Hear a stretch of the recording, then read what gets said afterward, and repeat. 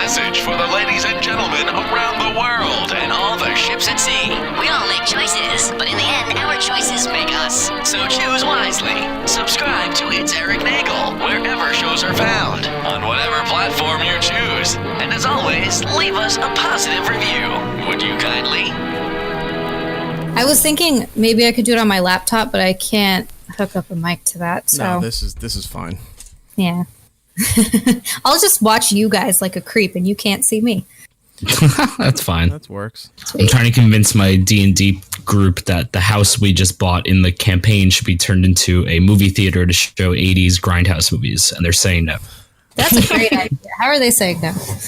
Well, my DM said no. I'll get him to do it. He said if we open a portal to another universe to get a reel-to-reel system, and he's already saying, I know you'll figure this out. It's Erik Nagel. It starts now. Ladies and gentlemen of the universe, the next voice you hear. It's Erik Nagel.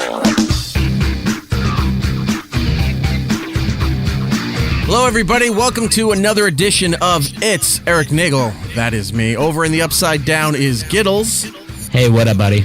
And I don't know if they are hearing that echo or not, but we'll have to deal with it for this particular episode because we have a special guest who's sitting in with us this week because Brian didn't see Endgame, and I needed somebody who did see Endgame so we could talk about it. So please say hello to our pal Zia Anderson, coming hello. Los Angeles. She's in Los Angeles. She's originally from Hawaii, and she does shows on the AfterBuzz TV network. It's super weird doing this and not being on camera because I just came from doing a show where I was on camera, so now I feel like I am still doing camera faces, but I realize nobody can see me. And whose fault is that to blame? It is mine because I don't have a webcam. The hell was I thinking? She does pretty much almost television, and she does not have a webcam. If I became a cam girl like I was supposed to, I would have one. Oh, no. I done fucked up. Well, you can get webcams pretty cheap now. Like, I've been buying them because I'm getting a Twitch show starting soon, and they're only like $50 each. You get a decent one for not too bad. Yeah, I just haven't started doing anything yet, but I also say Twitch streaming and whatnot. Yeah. Nice. Well, we'll get into that in just a second. For the show, it's Erik Nagel across the board on social media. Follow us there. Like us on Facebook. Subscribe to our YouTube channel. Thank you, by the way. We broke the 1,000 follow barrier on YouTube, and I thought we were all set to go, but then we fell just short of the watched hours requirement now for monetization, which I don't know how these new things work. It's like Erik, I'm like, but we got all these watched, but they're like, no, they're minutes, but that doesn't translate to your hours. I'm like, how do the minutes not translate to hours? The minutes should be hours. Wait, what? Exactly. I'm just as confused. After 60 minutes, it becomes an hour. Right. But some of those don't qualify for your total watched hours for your entire channel. Like every video has to have a certain amount of view time on your library in order to qualify for this thing. I said, that's ridiculous. Because we have videos that are more viewed than other videos. Everybody does. But they all have to have some kind of equal balance in order to qualify for this dumb thing. That doesn't make any sense. It doesn't. Maybe I don't think I'm explaining it wrong, but I know for the fact that I don't understand it, and I'm just going to be like, well, if it does, it does. If it doesn't, it doesn't. Because the radio portion of the show is more important than the YouTube portion anyway, but what can you do? Anyway, 651-SMITHERS is the phone number if you want to be part of the program, 651-764-8437. It's been a week. It's been a lot of an emotional mess between Endgame, between Season 8, Episode 3 of Game of Thrones. Some stuff happened there. And I thought you had like car problems again or something, Erik. No, didn't have car problems. When you said emotional, I was like, oof, here we go again. Didn't have car problems like I did last week, but in true form, I had movie theater going. Well, of course. Issues. If you didn't have movie theater problems, Erik, I would be shocked. Like, just absolutely shocked. So what happened this time? So in true form, when I go to a movie, it's been very well documented on this show, that when I go to a movie, there's always something that happens more times than not. I've had tires blown out. I've had projectors blow up. I've had the sound get all messed up. at one point, it was for the same movie 3 times in a day. Yeah. I'm trying to think. I think was it Black Panther that I went to go see? I think it was Black Panther. Yeah. So I do tend, time to time, have issues just going to the movie theater and trying to enjoy a basic movie-going experience. Well, I thought this was going to be perfectly fine. I had everything ready to go. It was all timed out. So the movie was to start at 3 o'clock. So I got there and walked in to scan my my app to get my ticket at $2.50 because I figured, a bunch of trailers. So this way I get my ticket, I can go to concession and then go pick up my... Wait, what time was the movie? 3? 3 o'clock. And you got there at $2.50. $2.50. That's nuts. No, it's fine. Because I didn't crazy. I didn't care. It's assigned seating. I picked my seat already when I purchased the ticket. And I didn't care about, missing some of the trailers. So I got there, $2.50, check my, scan my thing, get my ticket, go over to concession. And because I am AMC Premier, A1 list, whatever it is, you walk the gold rope right to the counter and you bypass everybody that was there to see multiple showings of Endgame. So I get right up to the counter, I get my beverage, I go and fill up my beverage at the awesome Coke Freestyle machine and get my 3D IMAX glasses, and they give you a free poster, by the way, which is really cool. And I go into the theater, and spoilers for everybody, it's going to be in the description, but I'm saying now, here's where all the spoilers are going to start and go. So I walk into the movie theater right when I see Thor chop Thanos' head off, and I go, oh no, did I just walk in at the end of another movie? And I started freaking out and go, wait, no, ticket says this time here. And I'm like, what's going on? Why was this? And then I did a double check on my ticket. The movie time was 2:30, not 3 o'clock. So I went, not only did I miss the trailers, I don't know how much of the film that I missed. So I'm sitting there and I go, probably at least 25 minutes. So this movie is too big to try to say, like, I'll just try to get a ticket for later, because later is going to be at least 4 days from now. I was like, oh, what do I do? You know what? Suck it up. I went over, got into my assigned seat right there in that front row on the platform and watched the movie and just tried to piece it all together. So did you put it together? I did. I mean, they did explain a few things as it went down the line. I still had some questions because I saw something happen in that earlier scene and I didn't know why. But nonetheless, I was able to pick up from where the movie, after that particular scene, it then jumps and says 5 years later. So, okay, another starting point, a checkpoint, if you will, that I can just start from here and continue with the rest of the movie. So I did. Watched the movie, enjoyed the movie, got out, texted our pal Matt OG, and because he had seen it on opening night, and I said, here's my issue.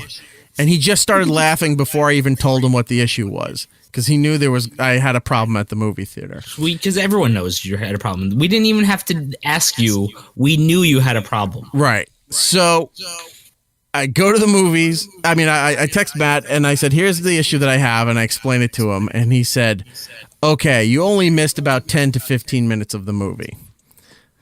Not bad considering it's over 3 hours, but still a sizable chunk, right? So I said, what happened? And he was in the middle of something. He's like, all right, I'll get back to you and I'll explain what happened in those first 10 to 15 minutes. Great. And then I didn't hear from him. And then the next day he had Geek Flea and he was busy with that and I didn't hear from him. And I'm just sitting there. I'm like, I'm trying to find movie times and they're all sold out. I was seriously debating buying another ticket just to go to watch the first 15 minutes to see what I missed. Wait, so you'd watch that and then leave? I probably, it depends on my schedule. I probably would have stayed to watch it again because I do want to watch it again.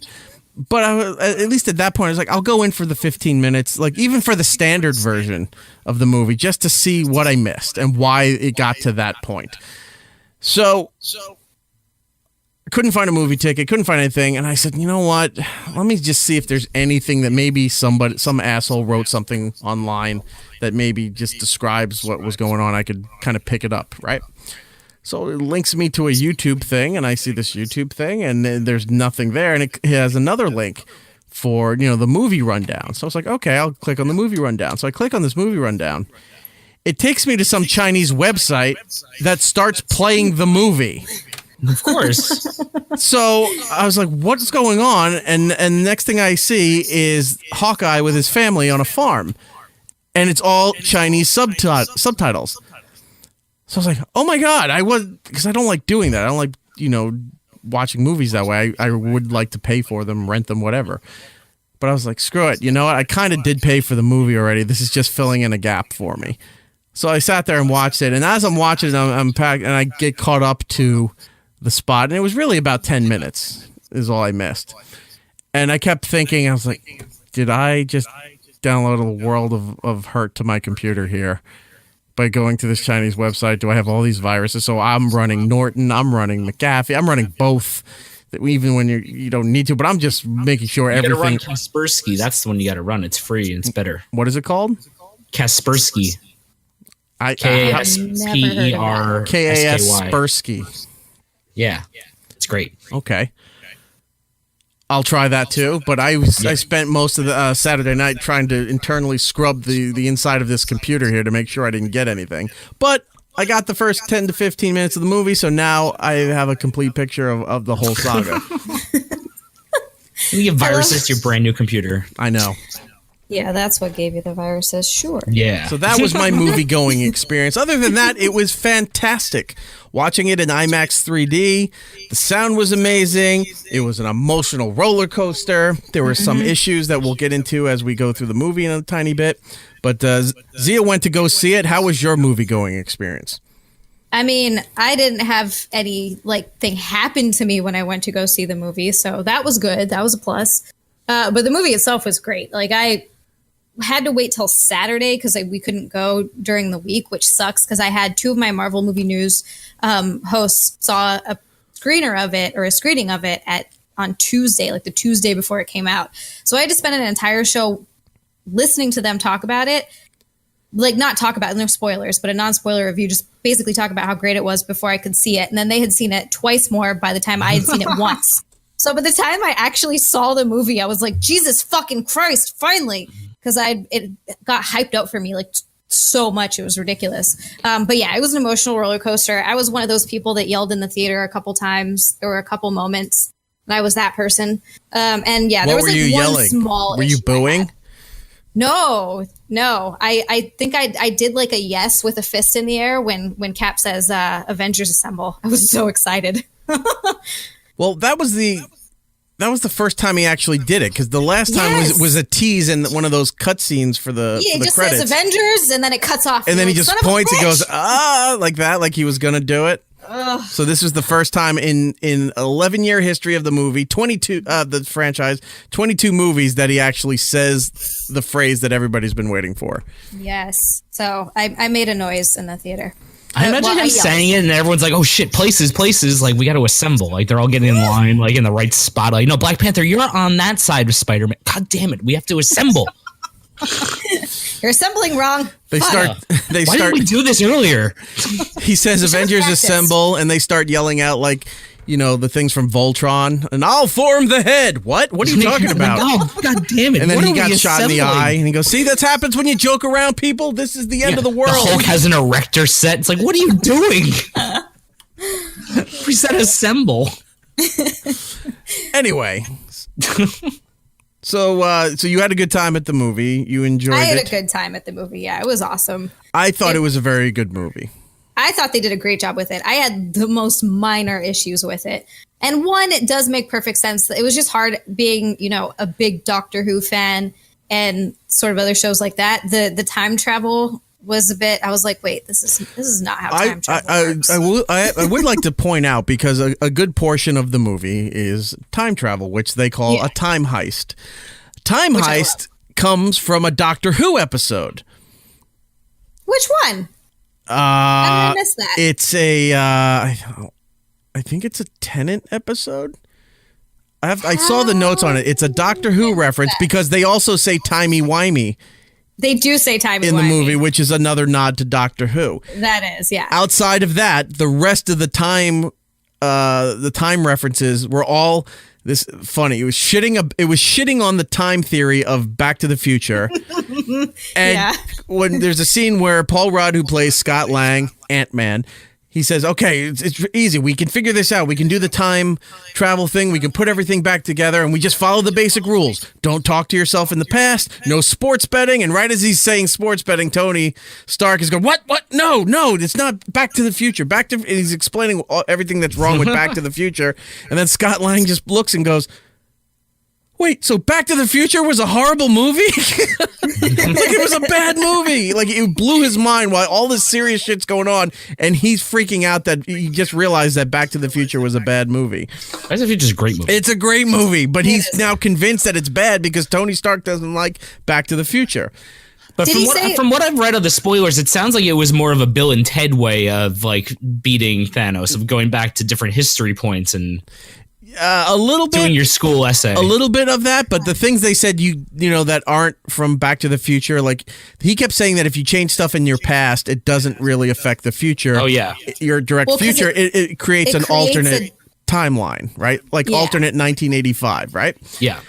So this is all in mind as they actually have to go back in time and do certain things at different points of time and different locations. And the first thing that happens is they leap back to the original Avengers movie where they're fighting in New York City, and they're in an alleyway looking at themselves fight. And that first thing they did, because you could see the look in their face, is they just did Back to the Future. Everything they were just saying is wrong about Back to the Future, and you don't do that. For the most part, they were doing that in the next part of the movie while they're time traveling. There was a lot of Back to the Future stuff that they were doing, which really was, if you...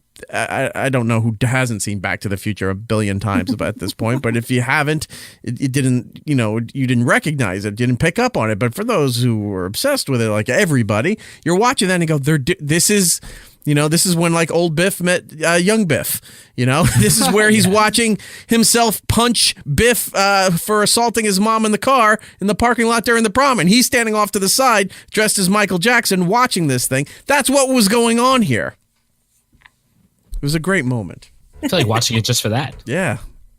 I think that you would enjoy it, even if you think that Gamora's name is Zamora. I don't know who any of these people are. At least he didn't say her name was S'moras, like a snack. Hey, like the cookie? that sounds great.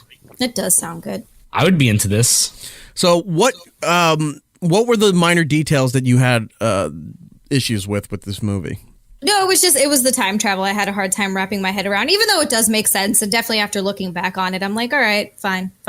My biggest issue, though, was that scene where they had, and I loved what led up to it. I loved watching Scarlet Witch, have her whole exchange with Thanos where she says, he's like, I don't even know who you are. And she's like, well, you're gonna. And then she starts using her powers. It's awesome. Right. But then they fuck up that whole scene by having all of the women come in. And they do this, like, as you were saying before the show, is it the 10 seconds that no one talks about? Yeah, they call it the 10-second scene.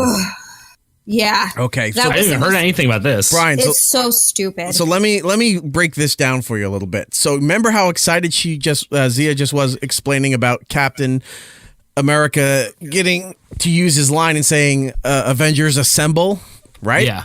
Well, in this little micro incident during this war, Captain Marvel is there and all the women start to line up together. This is Beyonce's Get in Formation battle cry.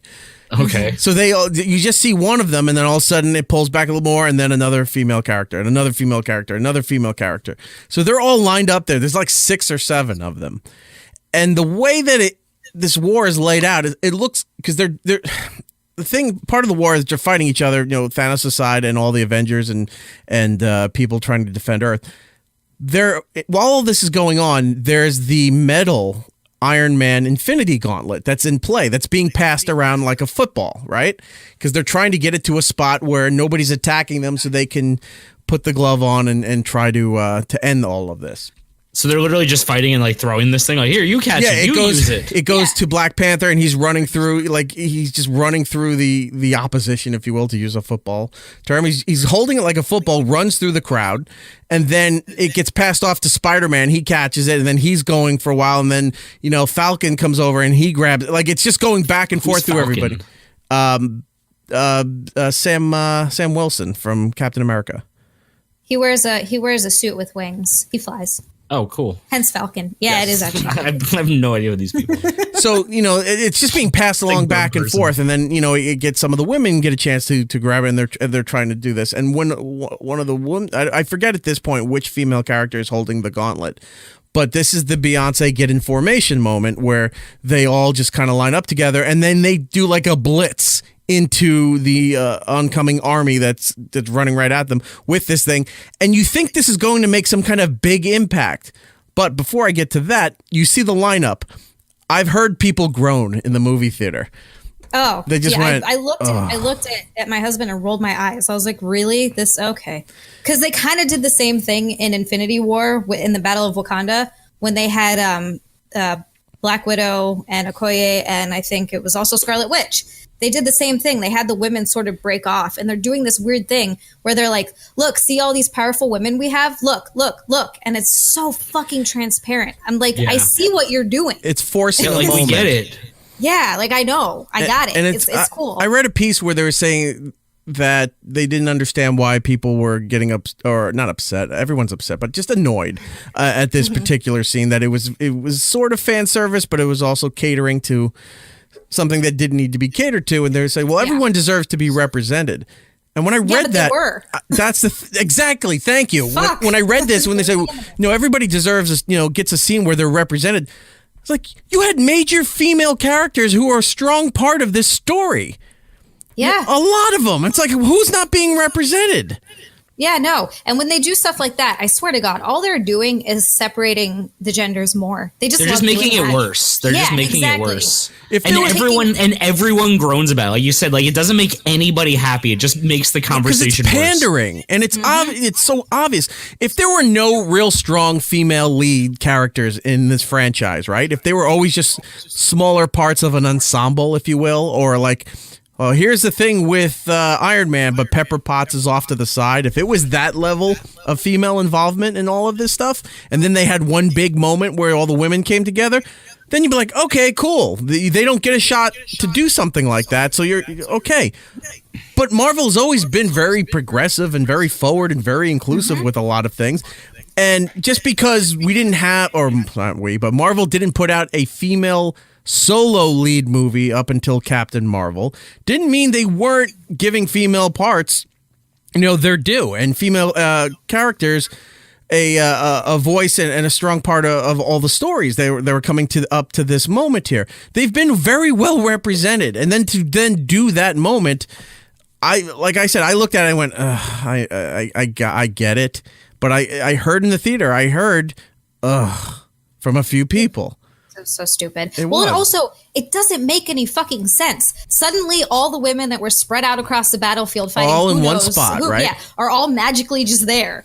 Okay. So now, Brian, taking it from there, they have the gauntlet, they're all together, and they go running in. So you think this is going to have some really big impact.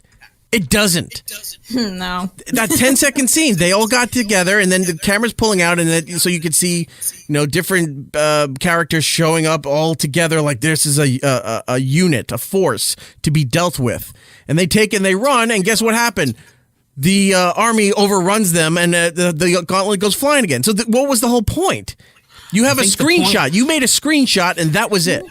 Maybe it was a really deeper comment than what you're thinking, Eric. Maybe it was like, this is like, the strong female characters trying to band together, and this is them all teaming up, and this is all the trolls from the internet. And no matter how strong they are, the trolls from the internet will just overrun them. Maybe it was a much deeper society comment than it was. So the lesson is, they shouldn't try.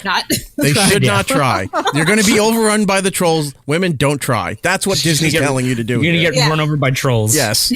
Basically, women, just stay in the kitchen. Calm down, all right? I didn't mean it that way, though. It was just like, I meant it was like in a dark comedy kind of way. Whoever's left defending Earth is going to come back, and you know what? They might be hungry. It'd be nice if they came back to a hot meal. Or just a couple sandwiches, Something. Whatever, man. I would cook them sandwiches. I'm a cook. I don't need the woman to cook me a sandwich. I'll make a sandwich. Very progressive. I like it. Yeah. I didn't make your own sandwiches. I'm trying to think if I had any other issues with the movie. Because even that was just so minor. It was an annoyance. It wasn't really like a problem. Yeah. I don't think I had any real problems. It was just, yeah. It was the same sort of thing with Captain Marvel. They did the whole. I felt all of Captain Marvel had those undertones to it. So that movie annoyed me for that, and the fact that I didn't think it was that great. I didn't dislike it.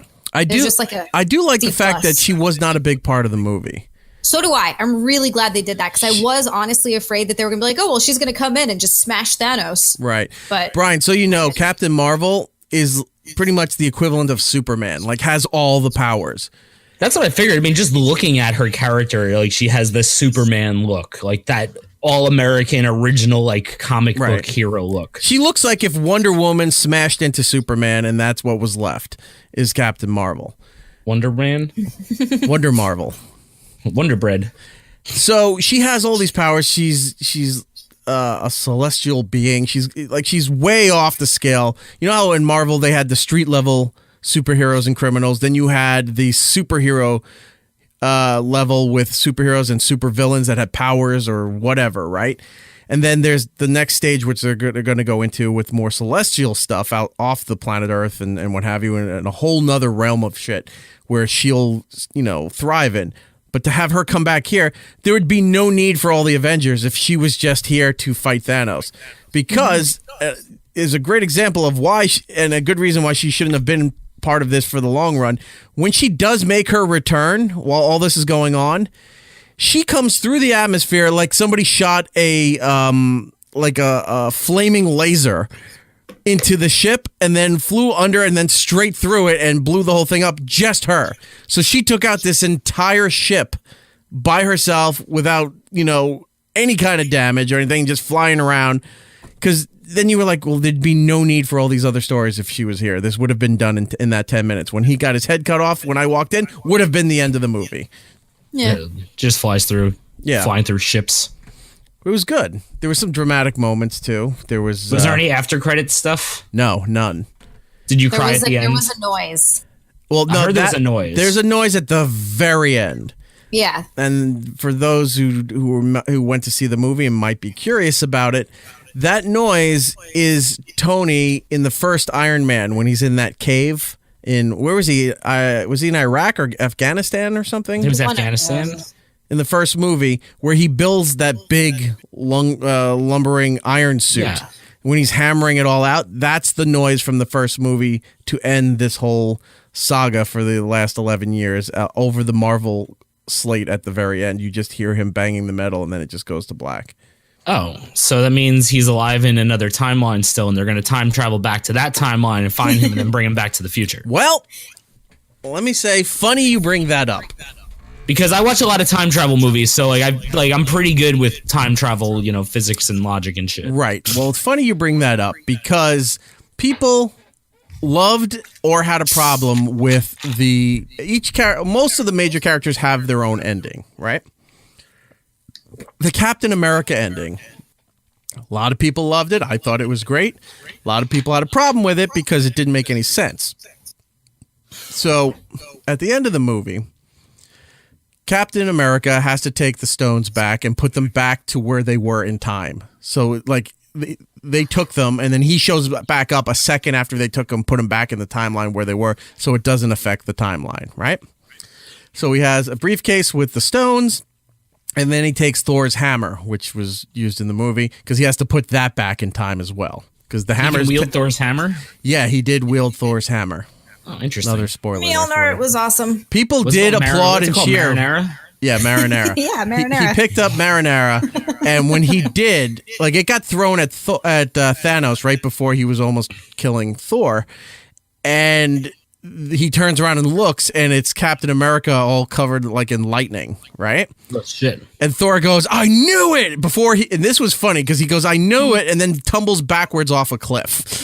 So now Thanos turns, and they don't even acknowledge that part. You just see him go flying as Thanos turns around to fight Captain America. And I'll go, he just fell off the cliff. Nobody's, okay, we're moving on. So, what have you. So he has the hammer, he has to go return that back in time. And then they go to retrieve him with the program, and this is very Quantum Leapy. I thought this was a little homage to Quantum Leap, because in Quantum Leap, Dr. Sam Beckett stands in this machine. It smokes up a little bit, whatever, and he disappears to go back in time. They have a retrieval program that's supposed to bring him back, so they fire the program, and it doesn't bring him back. Thus, the whole Quantum Leap series is that he's stuck in time through his own timeline. So they don't bring Captain back, and they're trying to figure out what the hell's going on, and then they notice that there's this guy sitting at a bench over there. But it seems that Bucky, the Winter Soldier, knows that it's Cap and tells Sam Wilson to go over there.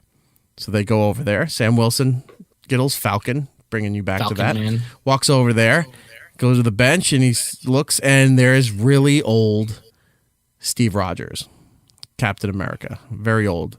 Looks like he lived a great life. He lived out his life. Passes along the outfit and the shield to Sam, which in the comic books it's a little different because Bucky becomes the next Captain America in the books, and then this was another small issue I had too. Sorry, it was a small one. No, go ahead. I do know, just him passing the shield on, and the whole thing over to Sam. Not that I don't like him, but I like him as Falcon, and also he hasn't gone through the Super Soldier program, so he's literally just a dude. Yeah, and he's not going to be able to use the shield like Cap can use the shield. So it's like it would have just made more sense for Bucky to get it. I know Sam has been Captain America in certain comics like iterations, but that I was like, it just doesn't make sense. So Falcon doesn't have his own wings. He's like an Iron Man type guy. Yeah. Oh, yes, that can't work. He hasn't done the Super Soldier thing. Like that's not going to work. No, he's just a really fit army guy that happened to befriend Steve Rogers back in the day, and got sucked into all of this. So they're having a meaningful conversation about life and where has he been and what he's doing. And Steve Rogers is not sharing much. Sam sees that he's married, sees a ring on there, and he goes, "You want to tell me about her?" And he goes, "No, I don't think I will," because he wants to keep something for himself, right? Hands him the shield, and I think the outfit was there on the bench too, if I remember right. And he said, "Take it, put it on." So he takes the shield, puts it on. He's like, "How's it feel?" He says, "Like somebody else's." So Steve Rogers says, "Well, it isn't." So you're like, "So this isn't Steve Rogers' shield. This is somebody else's shield. Is this Sam Wilson's shield from somewhere else?" So now you got to start thinking, oh, he didn't go back. He put everything back the way it was and then lived through this timeline. He lived in an alternate timeline. At least that's the theory, until the Russo brothers recently just said that he was in another timeline and somehow managed to come back to this timeline at this exact point. So when he hands the shield to him and says it's not, it's like it's somebody else's, and Steve Rogers says it's not. So it has to be Sam Wilson's shield as him as Captain America in another timeline. So that goes to what you were saying, that if maybe, because Tony Stark dies in this film, so if he's dead in this film, which is not, by the way, I'll get into this point a little bit later. I didn't think he was going to die. I thought they had another role for him within the whole Avengers universe, but he died in this movie. He's done all these movies. Yeah, I thought he would have retired from being Iron Man and then just became like a Nick Fury kind of. I mean, Dead is pretty retired. Yes, but that's permanently retired. I'm talking about like he's like, I can't do this anymore. I have a family. Let somebody else be let War Machine be Iron Man or something like that. And then he would just invent stuff and work from behind the scenes and overall watch the operations of it like Nick Fury does. But no, he's dead. And somebody told me that. I think Matt told me that in the comic books, Tony Stark continues on as AI in the series. So even though he's dead, he's artificial intelligence now. So he's still sort of there, but just not in a human form. So maybe that's what they do. I don't know. So here's a question about the time travel, though. Right. To defeat Thanos and do everything they did. Wait, hang on. Before you get that, let me just finish this statement, and then we'll go into that. So back to what you were saying about the noise at the end of the Marvel slate. So if Steve Rogers was in an alternate timeline, and if that shield is from an alternate timeline that wasn't Steve Rogers' shield, who knows? Maybe somewhere down the line they'll use that clanging from the Marvel slate that Tony Stark from another timeline is still alive, and bring him back in that way. We don't know, but that's a good theory. I thought when I was leaving the theater, I had the thought of, because they're doing what they're doing, that they were going to have, that be in the future, and it's Tony's daughter as Iron Woman. Possible. Well, maybe. But also his daughter is named after a character that already existed in the comic books as a man. His daughter's name is Morgan, and Morgan Stark. Morgan Stark. Stark? I keep saying Stark. Morgan Stark was Tony's cousin in the comic books. So now Morgan is now his daughter in the movies. So interesting. Who knows where we go that? Maybe there will be Iron Woman at the beginning with Hawkeye teaching his daughter. It was Kathleen, is her name, to shoot the bow and arrow, and he goes, and she hit a bullseye on her first thing, and he goes, "Good shot, Hawkeye." She eventually does become Hawkeye down the line because Hawkeye becomes a Ronin.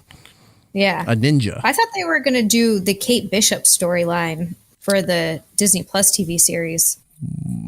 What is Kate Bishop's storyline? Kate Bishop is another. It's basically he's training a protege. Kate Bishop she's non-family. Yeah, not family, but she takes up the mantle. But who knows? Who knows what they're going to do? Who knows? Because some of the things didn't make sense for these Disney Marvel projects they got coming for Plus. Black Widow dies in the movie, and she doesn't come back. Yeah, my thought on that was that, and I mean, a lot of people are talking about this, and I don't know if they're going to do this, but Jesus, they've referenced it enough. If they're going to go back to Budapest. See, that's the only thing Matt and I were talking about, that she dies in this movie. She doesn't come back when they fix things. Certain people just don't come back. So they're done. Their story's done. Disney had announced a while back that there will be a Black Widow series. So Matt and I were guessing that it has to be predating her involvement with the Avengers. So that would be Budapest, where she was an assassin for hire. So that's what that show might be. Also, there's a Loki show scheduled for Disney Plus, and they gave Loki a great out from dying. Oh yeah. Which I saw that happen, and I don't think a lot of people picked up on that at first. When they were back in time, they went back in time to the fight scenes in the first Avengers movie, and they were trying to steal the Tesseract, which is the blue gem. They go to steal that, and that goes awry, and Loki winds up getting it back and then falls back into a portal and disappears, and they never acknowledge it. They just keep moving like it never happened. So now, because that happened, Loki's not dead. They killed him in Infinity War, so that I think that's their loophole, is that now when he exists in the show, nope, he never died. Yeah, that's kind of what I think they're going to do too. They're going to do his like ridiculous what's the word I'm looking for? God damn it, my brain's shutting down. Shenanigans. They're going to do some of his shenanigans from when he takes the Tesseract and runs. Sorry? I was saying, well, watch the language. I know. Fucking 1950s over here. Yeah. Yeah. Oh, no, sorry. Go ahead. No, I think that was pretty much the end of my thought. Go ahead. Oh, no, I was going to ask about the time travel thing, like how they went back in time with all the stones. Was there only one timeline, though, in which they succeeded in defeating Thanos? Yes. Well, yeah, it was one shot in 14,406,000. So that means that everyone's dead in all the other, or I mean, Tony Stark could be alive in the other one, but like half of the population would all still be gone, right? We don't know who would be alive and who would be dead in those alternate timelines. We would just know that Thanos still wins. Yeah, that's what I'm saying. Yeah. Like in all those other timelines, he still wins. You just don't know who lives, who dies, what if worse happens. You don't know. But only this one timeline, the way it plays out, is where they win and they beat Thanos. So the Avengers lost then. They lost in Infinity War. They lost horribly. They lost like 14 billion to 1, dude. Like they lost so bad. They lost in Infinity War. They lost terribly. Right. But then they won in Endgame. No, they lost. No, He's talking about in all the other timelines. In every other timeline, every 14 billion other timelines, they fucking lost. Yeah. They only won in one timeline. That's not that great. No, it's not. That's terrible odds. That was the one shot. That's why at the end, when Tony looks at Doctor Strange and Doctor Strange nods at him, that's him saying, yeah, you have to sacrifice yourself because you're the one shot in the 14 million that we win. Yeah, this is how it all had to play out. As soon as I saw that nod, I was like, oh, fuck. I knew what they were going to do. It's a very similar nod in Game of Thrones this week. There was a very hokey but very wrestling kind of moment. Oh, yeah. At the very end. She gets that point. Where they're trying to stop Thanos. Everyone's attacking him and grabbing him, and he keeps throwing everybody off. And it looks like he has the glove on again, and he said, I'm tired of this. And he goes, not only am I going to not do half the population, I'm going to just destroy this whole planet. Like he's going to destroy everybody because he's so annoyed about all of this. And as he goes to snap, nothing happens. And he snaps again, and then he's like, what? And he picks his arm up and looks, and all the stones are gone off the gauntlet. And he turns and spins around, and he had punched Tony Stark and went flying. He looks over at Tony, and Tony's just leaning there against something, and he holds his arm up, and the thing transforms into a gauntlet, and he has all the stones. And he holds his arm up, and he just goes, I am Iron Man, snaps the thing, fixes everything. All the other, the bad shit goes into the dust. Thanos realizes he's fucked. This was a great moment because Thanos didn't bitch or complain. He didn't scream. He didn't try to kill anybody on his way out. Because he knew he won in 14 other million other timelines. He takes his helmet off. He takes everything off. He puts his weapon down. He just sits down like a father at a theme park. All the kids are on the rides, and he's like, thank God I get to sit down. Just sits down and kind of just leans on his lap, and he's like, he just lets out a big sigh. And then as he's doing that, he turns into dust and it goes flying off. Like he's like, I'm fucked. I tried. Yeah. It was very poetic. I actually honestly didn't see that coming, which might be stupid because that's the obvious. I didn't either. Yeah. But it was so good because I was like, oh, fuck, that's like poetic justice right there. It was really good. I also have like Tony Stark snapped and then Thanos wasn't one of the ones who disappeared. Like, shit. He's still like, his eyes still fucked up. Half the population disappeared and Thanos is still here. Well, Thanos is inevitable. That is the line that runs through the whole movie because he says that at the beginning. Yeah. He's just like, no matter what you do, no matter what you try, I am inevitable. And he was, but just for him to sit down like a fucking tired dad at a theme park or in a mall, just sits down there and is like, and then fade gone. This was really good. There were also, one of my favorite things. Oh, go ahead. Sorry. No, go ahead. I was just gonna say one of my favorite things about the entire movie is Fat Thor. Oh, that was the best. Okay. That was the best thing ever. So there's so much that happens in this movie just from what I've heard from you guys. Oh, yeah, and Fat Thor and Loki falls through a portal and then Thin Thor falls off a cliff. Like, what happened? Like, I'm picturing the Benny Hill music playing the entire movie. The Thor that falls off the cliff is also Fat Thor. Yeah. They never fixed it, and this is a blessing because it gives fat guys hope that they could, too, be a superhero. So as they're slowly assembling everybody, and they're reaching out to different parts of the universe and the world to collect each people and try to get everybody back together, right? So the Hulk and Rocket go to New Asgard, which is in Scotland now. All the people that left Asgard that survived Thanos' attack were now living in this fishing village off the on a coast of Scotland. So they go and they see Valkyrie's there. And they talked to her for a little bit, and they said he only comes out like once a month when he needs supplies. And she looks over, and there's just this area of like a few dozen empty kegs just laying all over the place. So he only comes out when he runs out of beer. So they go and they find his house. They knock on the door.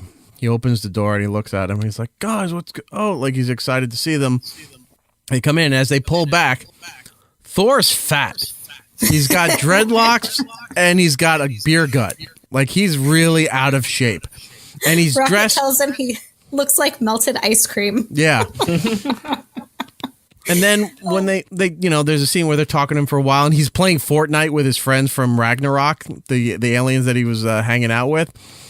They're sitting there, they're playing Fortnite in the living room there, and the one alien's going, it's like, Thor, I can't play, it's that guy again who keeps killing me. So Thor he's like, give me. He puts on the headphones, and he starts screaming at this kid that he's going to hunt him down, and the power of Thor's thunder is going to course through his vein. Like, it's really, he's yelling at a kid.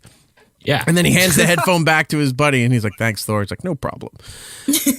So they try to convince him to get out of the house and do all this stuff, and he's going through like some post-traumatic stress shit because no matter when he didn't kill Thor, all this happened, and then when he did kill Thor, nothing really changed, and he felt that he fucked up, and it really sat heavy with him.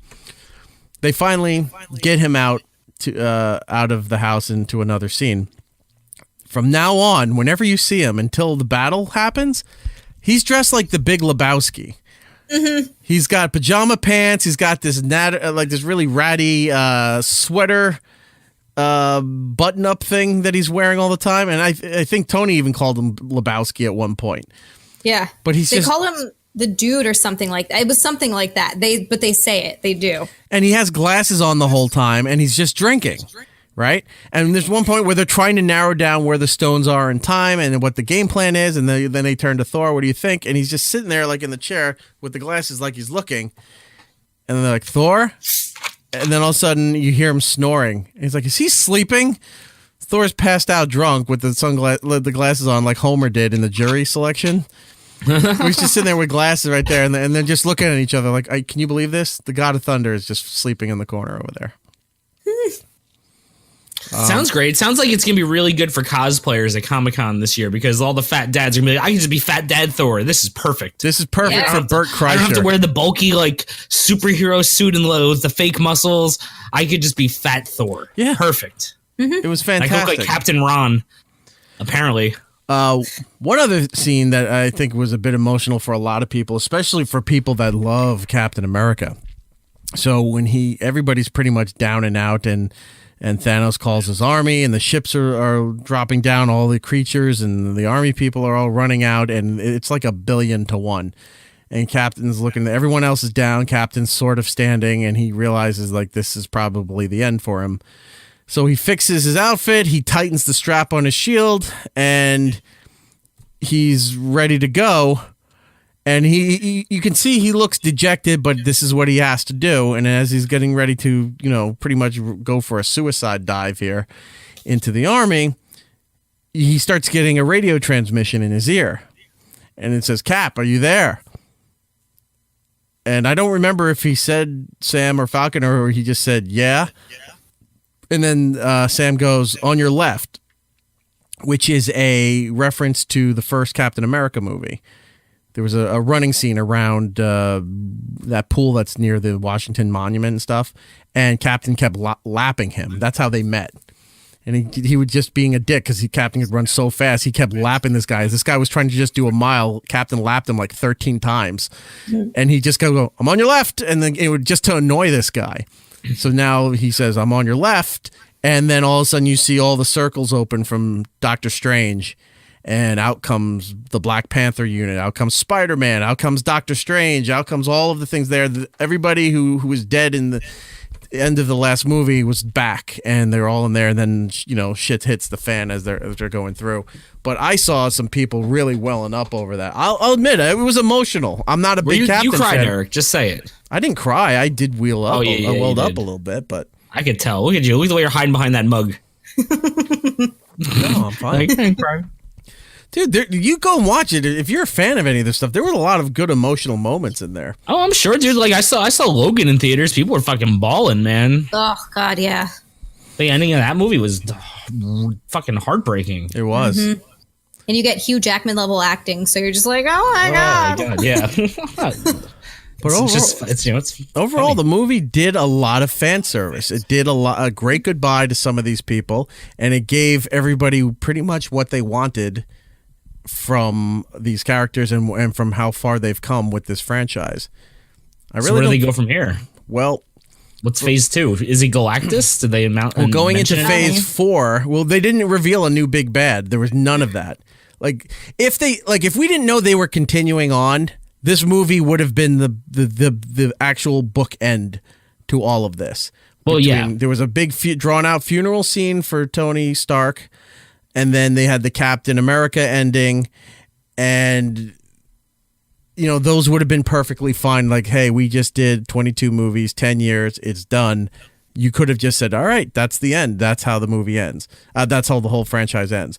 But Phase 4 starts after, because you have Spider-Man Far From Home coming out next month, and that's the last of this original phase. I mean, these original 10 years. And then after that, you have Guardians 3. I heard they're doing The Essentials, which is another Celestial story. The Eternals. The Eternals, yeah. Trying to think. I don't know what else is. Well, Thor's now with Guardians of the Galaxy. There's going to be a Black Panther 2 also. Yeah, that seems right. Yeah. Of course they're going to have to do that. Yeah. And then there's the Black Widow movie. She's still getting that? I'm pretty sure. I thought they scrapped that and made it the TV show.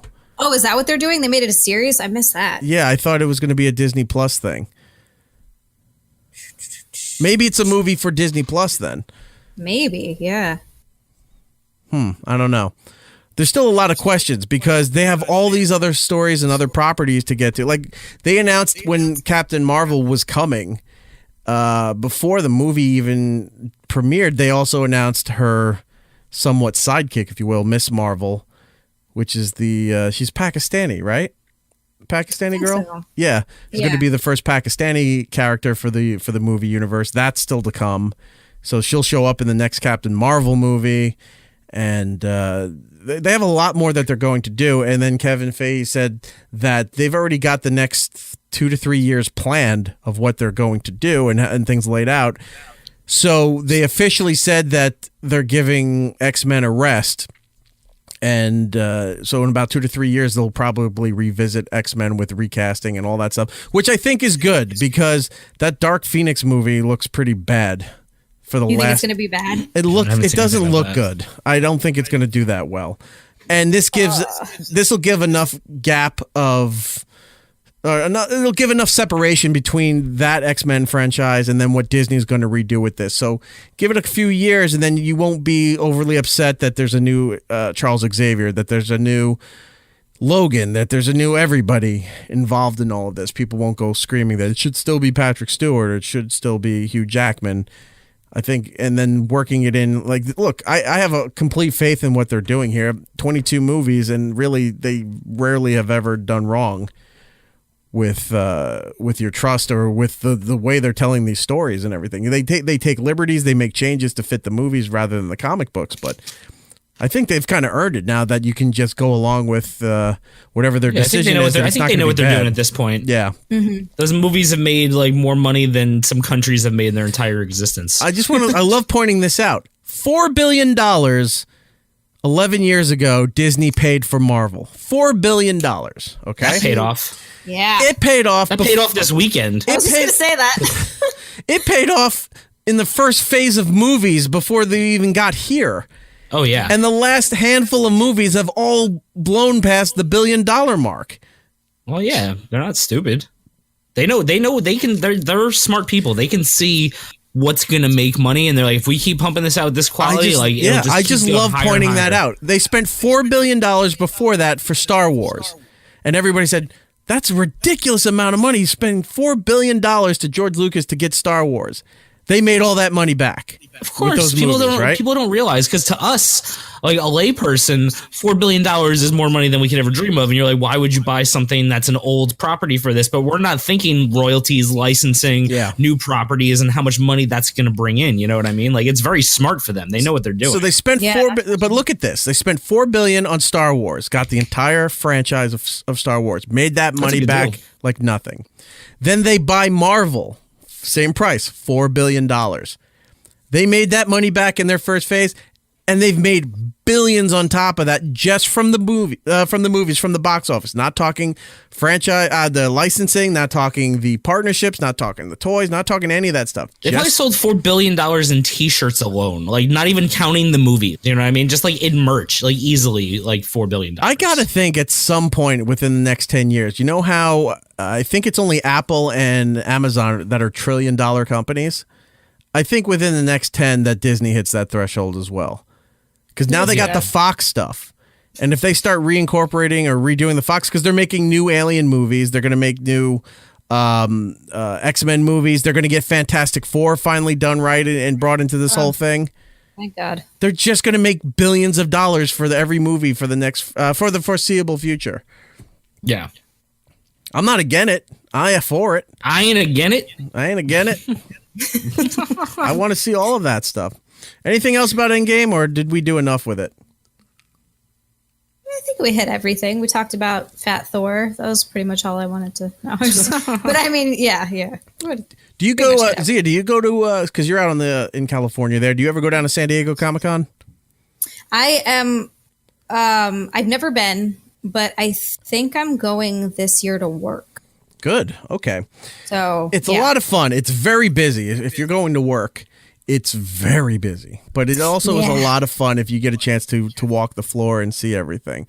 Yeah, I'm really excited about it. It's one of those things that because I've been here for 5 years, and LA is expensive. So is Comic-Con. So the opportunity has just never presented itself. But I think now I'll get to go because obviously I'll be working. So that's going to be awesome. Well, since San Diego Comic-Con is before New York Comic-Con, you are going to have the first experience of Fat Thor cosplay. So if you see any of woo-hoo. So if you have to take photos and post them, because we're going to be doing our show once again from New York Comic-Con this fall. Nice. And Brian, that's going to be your job to find Fat Thors. Oh, I'll find them. I'll be one. You have the beard for it already. You just have to grow it out a little bit more. Like, I've never cosplayed before, but if it's all I have to do is change my shirt, I could do it. Yeah, you just get a bathrobe and you're good to go. I'll be Fat Thor, and if people are like, you're Fat Thor, I'll be like, I'm the dude. And then people are like, you the dude? I'm like, I'm Fat Thor. I'll just keep changing it. You're the fat dude. I talk to. Nice. We'll get you the hammer, and then you can just walk around, and everybody's like, oh, yep, that fits. Now, he'll need Stormbreaker for this one. Oh, the big axe. Do they have that out as a toy? I don't know, but they should. I want one. I want a real one, though. I want to put it on my wall. A real one might be illegal. Because you could definitely kill people easily with that. Because you've got easily. It's probably heavy. You've got the blade of an axe on the front, and then the butt of a hammer on the backside of it. Yeah, it's great. Sexy. I'm a tiny woman. I need protection. That'll be my argument. Give me the axe. Yeah. I'll just fall over. I'll pick it up and fall. Imagine. And then you hit somebody with it and be like, don't make me axe you again. And then everyone starts laughing and you're like, what? And then you run. You just drop it and run. Imagine this. It's weird enough when if you're dating and the person that you're seeing and you go back to their apartment or their house for the first time, it's weird enough if they have like Japanese swords hanging on their wall. Or some kind of weaponry, like a musket, if you like anything like that is hanging on there. That's still a little weird because you just met the person, right? But that's awesome.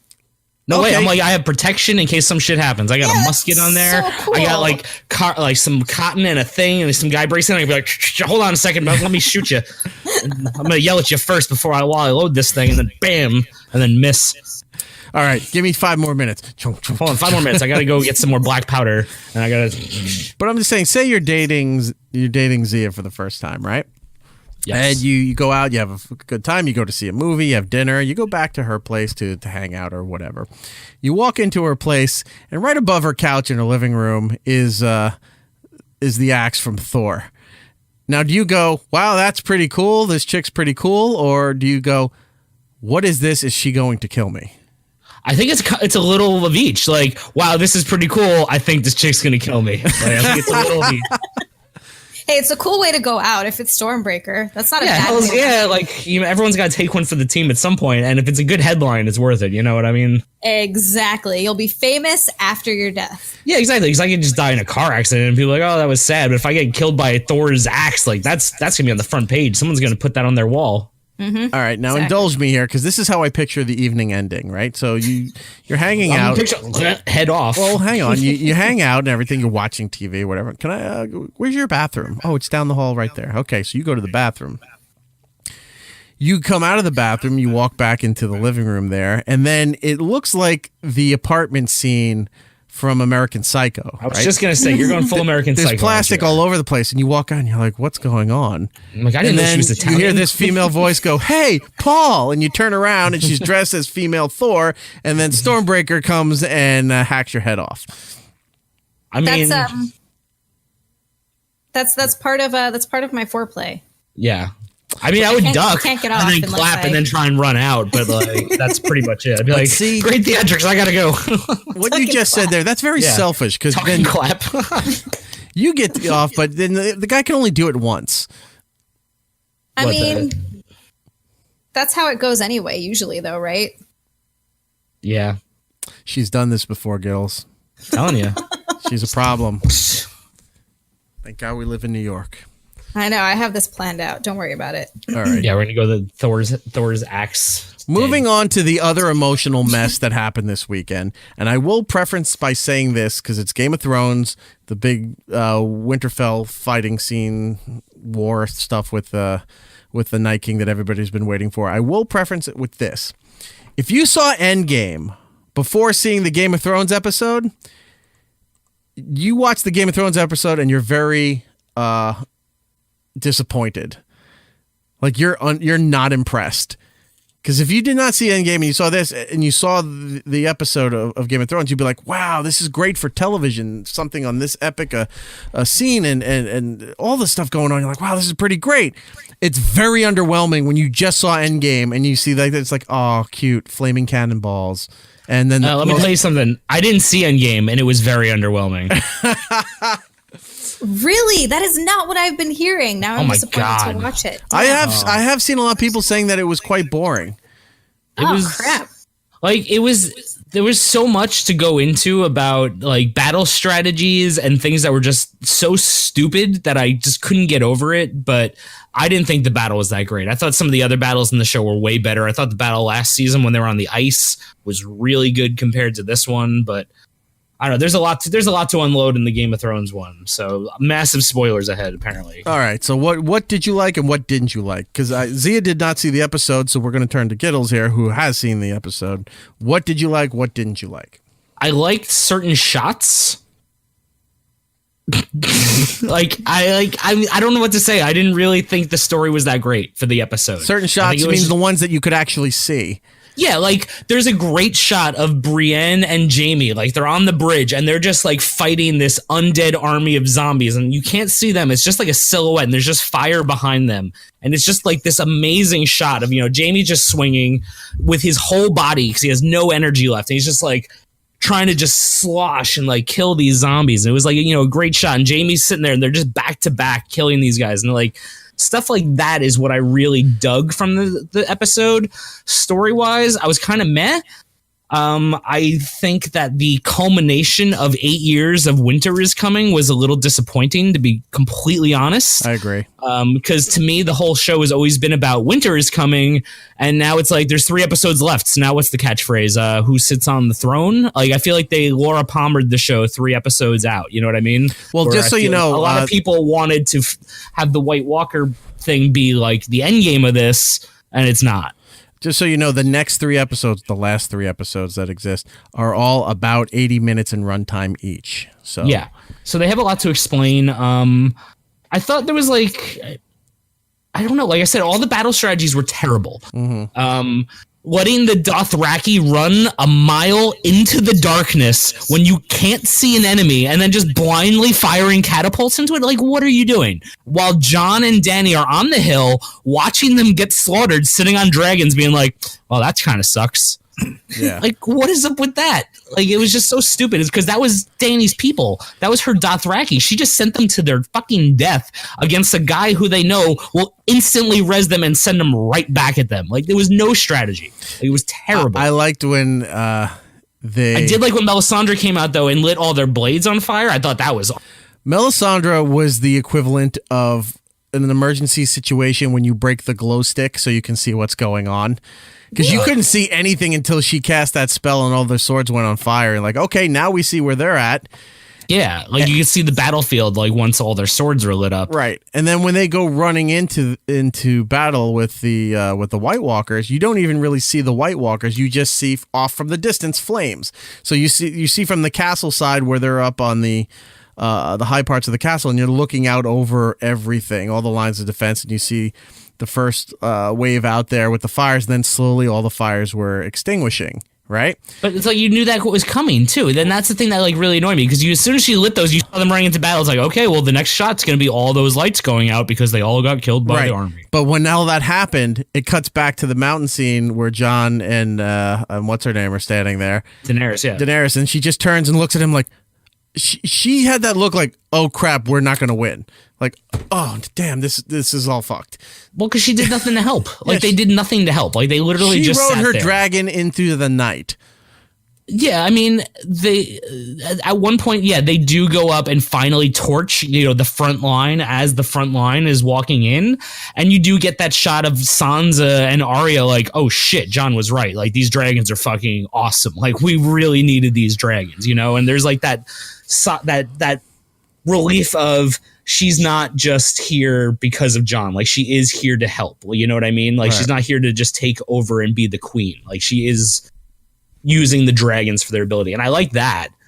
But I had a hard time dealing with the fact that I called this last week when they kept sending everybody, the women and the children, down to the crypts. Into the crypts to be. And I was thinking about it, I go, if those aren't just memorials, if that's actual like mausoleums, and there's bodies there, he's just going to wave his hands and those things are going to come up and kill everybody in the crypts. And then what happened in this episode when they got into, they invaded the castle and they're all in there. Walls. And then when he raises the dead in front of Jon Snow, because by the way, the Night King just didn't do. I've never seen the Night King do anything. He doesn't do anything. He has that icicle spear that he throws and always misses. And then except for the one time he rolled a 20 and he was like, "Oh, crit hit, dragon dead." You know, like lucky shot. So he just stands there with no emotion, no reaction, nothing. Raises his hand because he's not going to fight Jon Snow. He's like, "Nope, all your guys are just going to turn around and kill you." And then he walks away while all those soldiers that were. Well, Jon Snow gets completely engulfed by guys, and then a second later, he's just fighting them like one-on-one. Yeah. So what? How? Hold on. There was so many dead people on that battlefield. How is he just literally fighting them one by one after the Night King reses 1,000 people in front of him? Right. So the Night King raises these people up, and at the same time, because he's within the vicinity of the castle, the crypts go crazy and start mauling the women and the children in the crypts there. And there's nowhere to go because the doors are sealed. So not only can they not get out, they can't, and things can't get in. They're stuck. So what happens? What's her name? There is Sansa and Peter Dinklage go running behind one of the crypts there, the mausoleum things, and they're just sitting there like, well, I guess this is how it's going to end, and they just stay there. Women are being dragged and screaming, whatever. Nobody helps. No, but you're leaving out a very, very important fact about this, though. Like, they go around that corner, and they sit down. They both pull out knives. Oh, right. They were going to... And it very much looks like they are about to, like... suicide each other just to get out of this crypt situation. And like, you can tell that they're both looking at each other and seriously contemplating it. Right. And then they get like this quick relapse of, no, we can't do this. Like, we can't be cowards. You know what I mean? And then they go and fight back with the sword, with their knives. But I legit thought like they were just going to Romeo and Juliet themselves, like right there in that crypt. But the thing that like really annoys me too about that is like, how long can things be dead and still come back to life with the Night King? You know what I mean? Like those were just skeletons. Like that was Army of Darkness level special effects of just bones walking around. Right. So does that mean if he's in the middle of a field and there's dinosaurs below him and he raises the dead, now a T-Rex that's been dead for 30 million years is just going to be like, oh shit, I'm up too, you know? Like how does it work? How does it work? That would have been so all the great. Dead birds just start digging out of the ground. Oh, there's a cat digging his way out of a shoebox. Like, come on. Sparkles. Yeah, exactly. He turns into Pet Cemetery over here. Well, you know what? Oh no, that can't happen because I was going to say, who knows what happens in the offshoots around the castle. There could be a dinosaur buried there somewhere or another dragon or something like that. Be? But they already killed the Night King, so everything fell apart.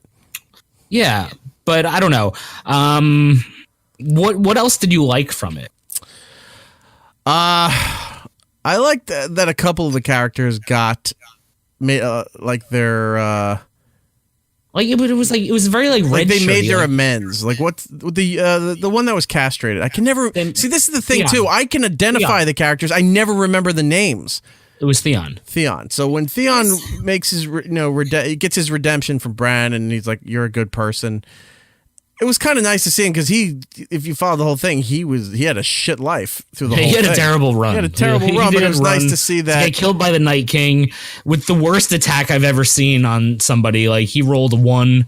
He tried to attack the Night King by running from 300 yards away, screaming with a spear. Like, dude, he just walked in with an entire army. Like, he's gonna stop you. Yeah, but all he had to do was a quick sidestep, But the thing is, Theon knew he had to die because Bran told him he had to die. Right. You know what I mean? Like, there was no chance Theon was getting out of this. Yeah, but I think he had to die. That was his redemption, No, he had to die. Like, because remember how we were just talking about Endgame and Doctor Strange saw 14 billion possibilities and this was the only one they could beat Thanos in? Bran is Doctor Strange. Bran set up all the events, and this was the only way that they could stop the Night King. That's why Bran was just like, just put me in the field. He's coming for me. He's coming for me. He wants to kill me. He gave Arya the blade way back when. Yeah, he gave Arya the blade, the only thing that could kill him. So, like, he set up everything. You know what I mean? Like, he knew what was going to happen because he's super powerful. And they haven't explained that yet, and that's what's driving me fucking nuts. Well, I saw some stuff online saying that there's no conclusive evidence, but that he's the opposite of the Night King. He's the Light King, which has been talked about, but has never been revealed or never been sought after. Like, for Jon Snow to come back, for Melisandre to have her powers, for all this stuff going on here. They say comes from the Light King, which is like the Night King, where he raises them up and they're all full. Their lifeline is full of ice, but the Light King can raise up life, and their lifeline is full of fire. No, it's the Lord of Light. I thought not the Light King, the Lord of Light, who's been resurrecting Beric 19 times this whole show. Every time Beric dies, he's like, the Lord of Light has saved me for a purpose. You're right. I thought it was the Lord of Light, dude. I sent you that theory. Maybe I'm thinking of Always Sunny in Philadelphia. No, but here's the thing. Light this is enemy of the Night King. Well, I did defender see that meme. Of the sun. I did see that meme too of Dennis Emerson, the Lord of Light versus the Night King. Zia thinks we're idiots. But I'm full in on that theory because it makes the most sense. Because why else would the Lord of Light save Beric 19 times, and the last time he saves him is just so that he can make sure that Arya lives? You know what I mean? Like, right. After Bran gave Arya the knife to kill them, and after all the pieces were set up, you know what I mean? Like, I think it's going to be revealed that Bran is either the Lord of Light or had powers from the Lord of Light, something in that aspect. But he knew what was happening. Like, he set everything up, and this is where I think it might come in to play. Is because remember when Jon was telling Dany, he's like, no, I'm a Targaryen, and she didn't really seem to believe him. Right. So Bran... No, I think she did. I think that look was more like, oh shit, I'm going to have to kill him too. Yeah, well, yeah. That's what I thought. I thought it was like a look of like maybe, but also of doubt, like or that I just fucked my nephew. Well, yeah, that could be that too. But the thing is, since Bran already just told all these battle plans and everything worked exactly like he said was going to work. Battle plan. Eric, trying to explain a theory here, and you're talking about battle plans when Lisa needs braces. Yes. That's the show title. Battle plan. Yeah. Lisa needs braces. See, and now you threw me off. Now I'm thinking of The Simpsons. I don't even know where I was talking about. You ruined me, Eric. But yeah, it was the Lord of Light. He's the Lord of Light. All right. Everything's set up. Think about it. If Jaime didn't push Bran out that window, he wouldn't have became, paralyzed and got that power. And then he got that knife that he used to kill the Night King right afterwards. You know what I mean? Yes. Everything fell into place. I sound like a crazy person. I have strings connected on my wall. Like a murder mystery blotter? Yeah, it says Night King, and it says Bran, and it's just circled, and it's other lines going up everywhere. It's Jon Snow, blah, blah, blah. But if you think about it, because the Lord of Light saved Jon Snow, because if Jon Snow wasn't alive, he wouldn't have been able to meet up with Dany to get the dragons in which to have to protect. So everything has its worked purpose, out. Yeah. So I don't know. I think a lot of people were really upset that Arya killed the Night King, but I really didn't care. It didn't matter to me. It was she had a good journey too. Who cares? I thought she was. It wasn't like she was just like, it wasn't like what's his name, the librarian Samwell. Yeah, it wasn't like he just got the chance to be brave and stab the Night King. You know, and I keep seeing like all this stuff online, which I think a lot of it is like just fake outrage. I think a lot of it is just people saying they're outraged. I haven't talked to any person who was just like, yeah, I'm really pissed Arya killed the Night King. You know what I mean? Because that means they weren't paying attention. Like I said, when Bran gave her the knife, if Jon Snow ran over there, he would have went to stab him and his thing would have shattered and the Night King would have been like dead. You know? I don't understand why in all this time with the buildup of the Night King that he hasn't done anything. Like, he never physically touches anything other than the dragon and the horse that he has, but those are already dead. He never touches anything live. That baby. Remember when they put the baby in the field and he takes it? And then the baby's got the blue eyes? He killed the baby? Or was the baby already dead?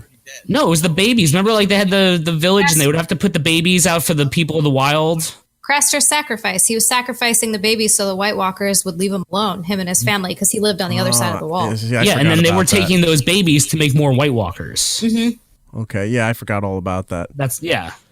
Huh, I okay. just edited some 20-minute video or 10-minute video or whatever on whatchamacallit, the casters? Recap, Jesus. Or recap of the, I just edited a video on the recap. So that's the reason I know all of this stuff and remember it. Because it's seven seasons of this? Oh my God, so much. Yeah, it's a lot of content. But then even the line too, because like the Melisandre, like, because even in the Lord of Light thing, that theory, it says that they don't even think that Melisandre had powers and that like the Lord of Light was just making her seem like she had powers. But I don't know if I believe that. But holy shit, we need to light a fire. Could you walk slower? Could you walk any slower to the goddamn pits when there's just like, Walker, the undead trying to get over, and Melisandre's like, yeah, I can light that fire. But then also when she got there to light the moat, is that what it was, right? It was the equivalent of having a dirty grill where you're hitting the and it's not catching. Yeah. She kept saying the same spell over and over and over, and it took at least 7 times till it finally kicked in. Well, the wood was all cold. Light the fire! Light the like they're all screaming at her. Well, she should have ran over there. Like, she shouldn't have walked at slow motion speed. That was ridiculous. But like I said, everything, the timing had to be perfect for the Night King to show up at the right time to get stabbed. Like, everything had to work for a reason. Doesn't this seem a bit anticlimactic, though? Like, it was. All right, so he died. They killed the Night King. It's done. And now they got to go south to fight Cersei, right? To claim the throne. But it just seems like this would have been the bigger storyline than her trying to claim the actual Iron Throne. And that's what I was saying earlier. Like, I never cared about the throne. Like, the show to me has always been about like the threat from the Walkers. That's why it's always been "Winter is coming" has been the tagline.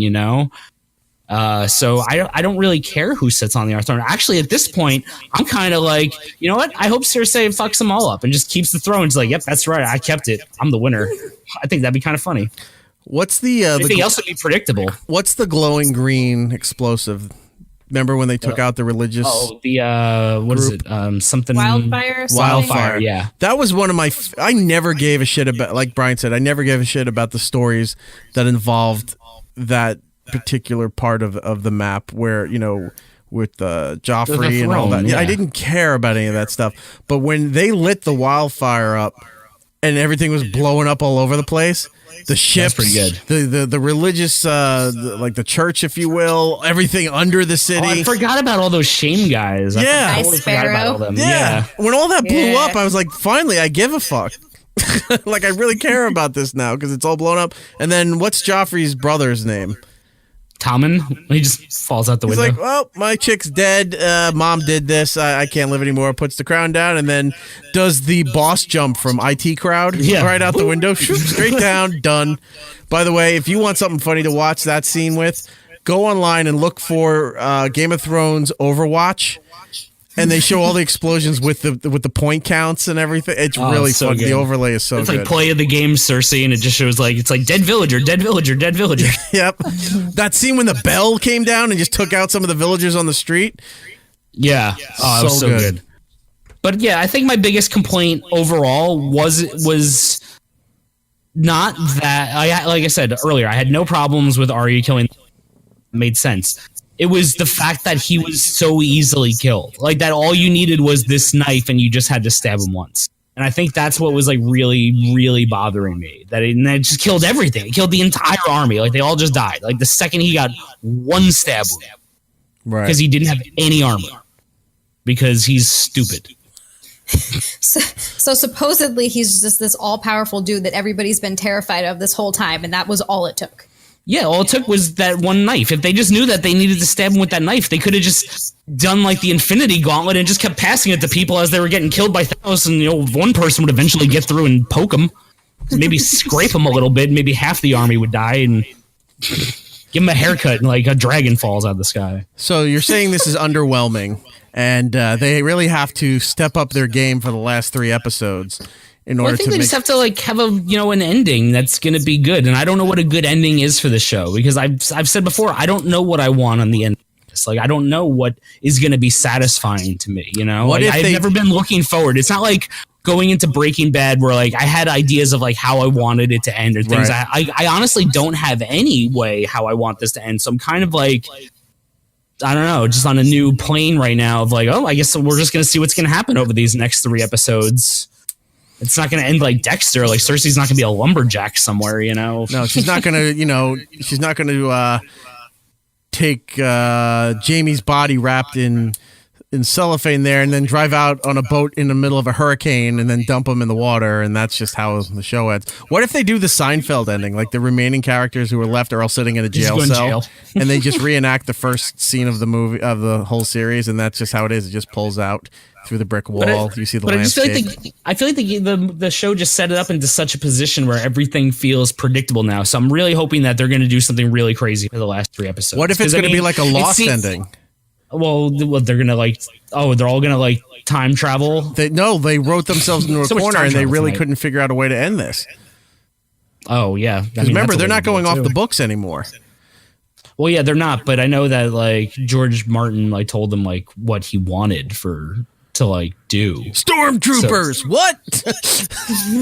Ships just land and they're like, what's going on? Thanos? I mean, I've seen weirder endings.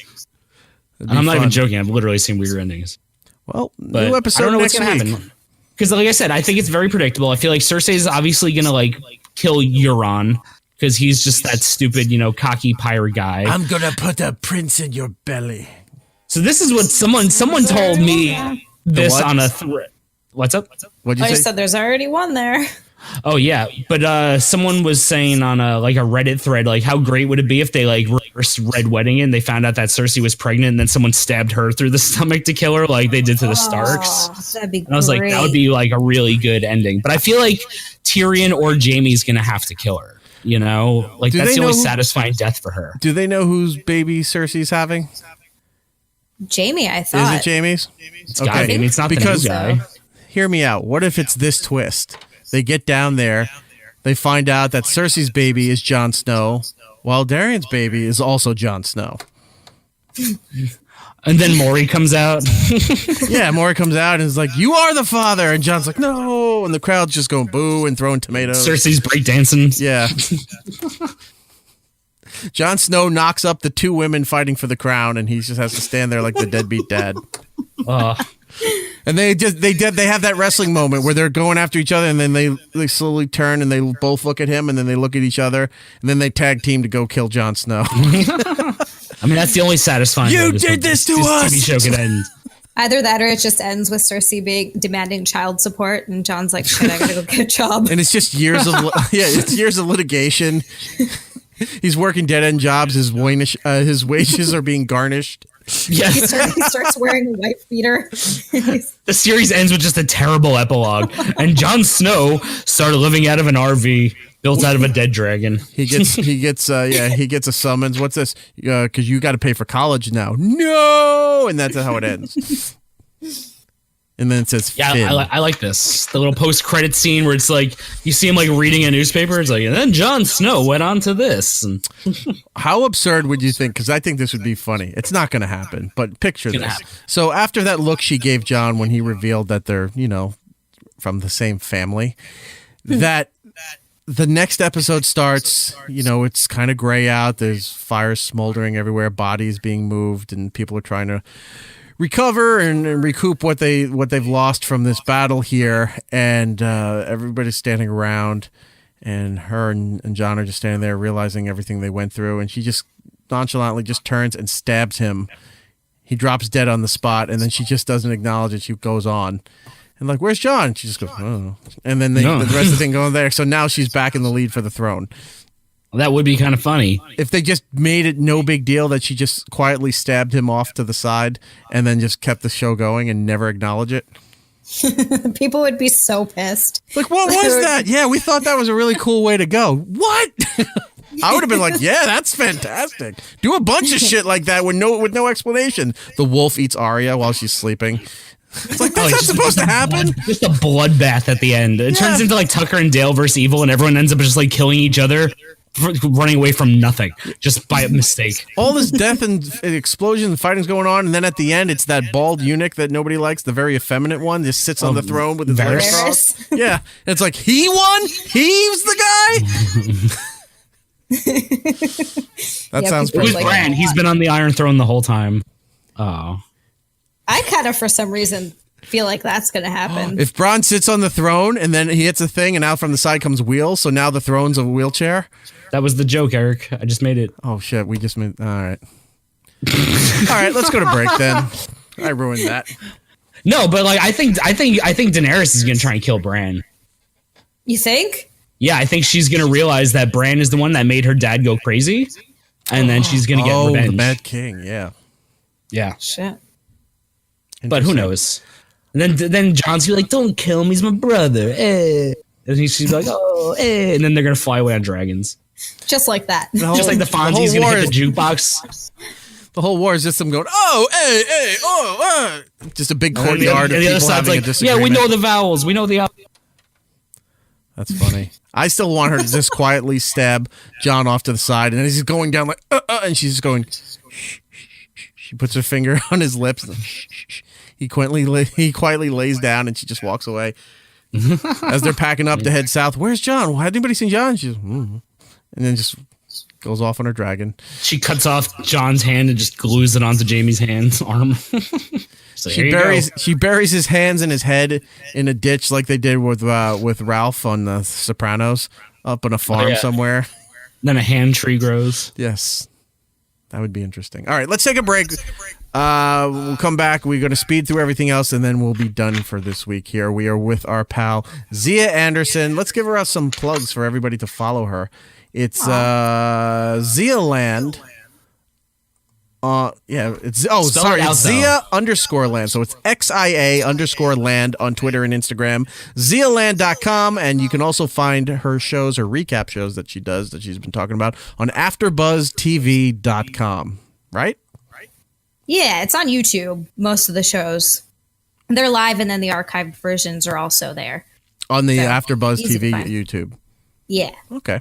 Yeah, go check Zia out. You're going to get a lot of creeps friending you now and trying to send you photos. Sorry about that. That's okay. I got some of that from doing the Chip podcast. I'm not complaining.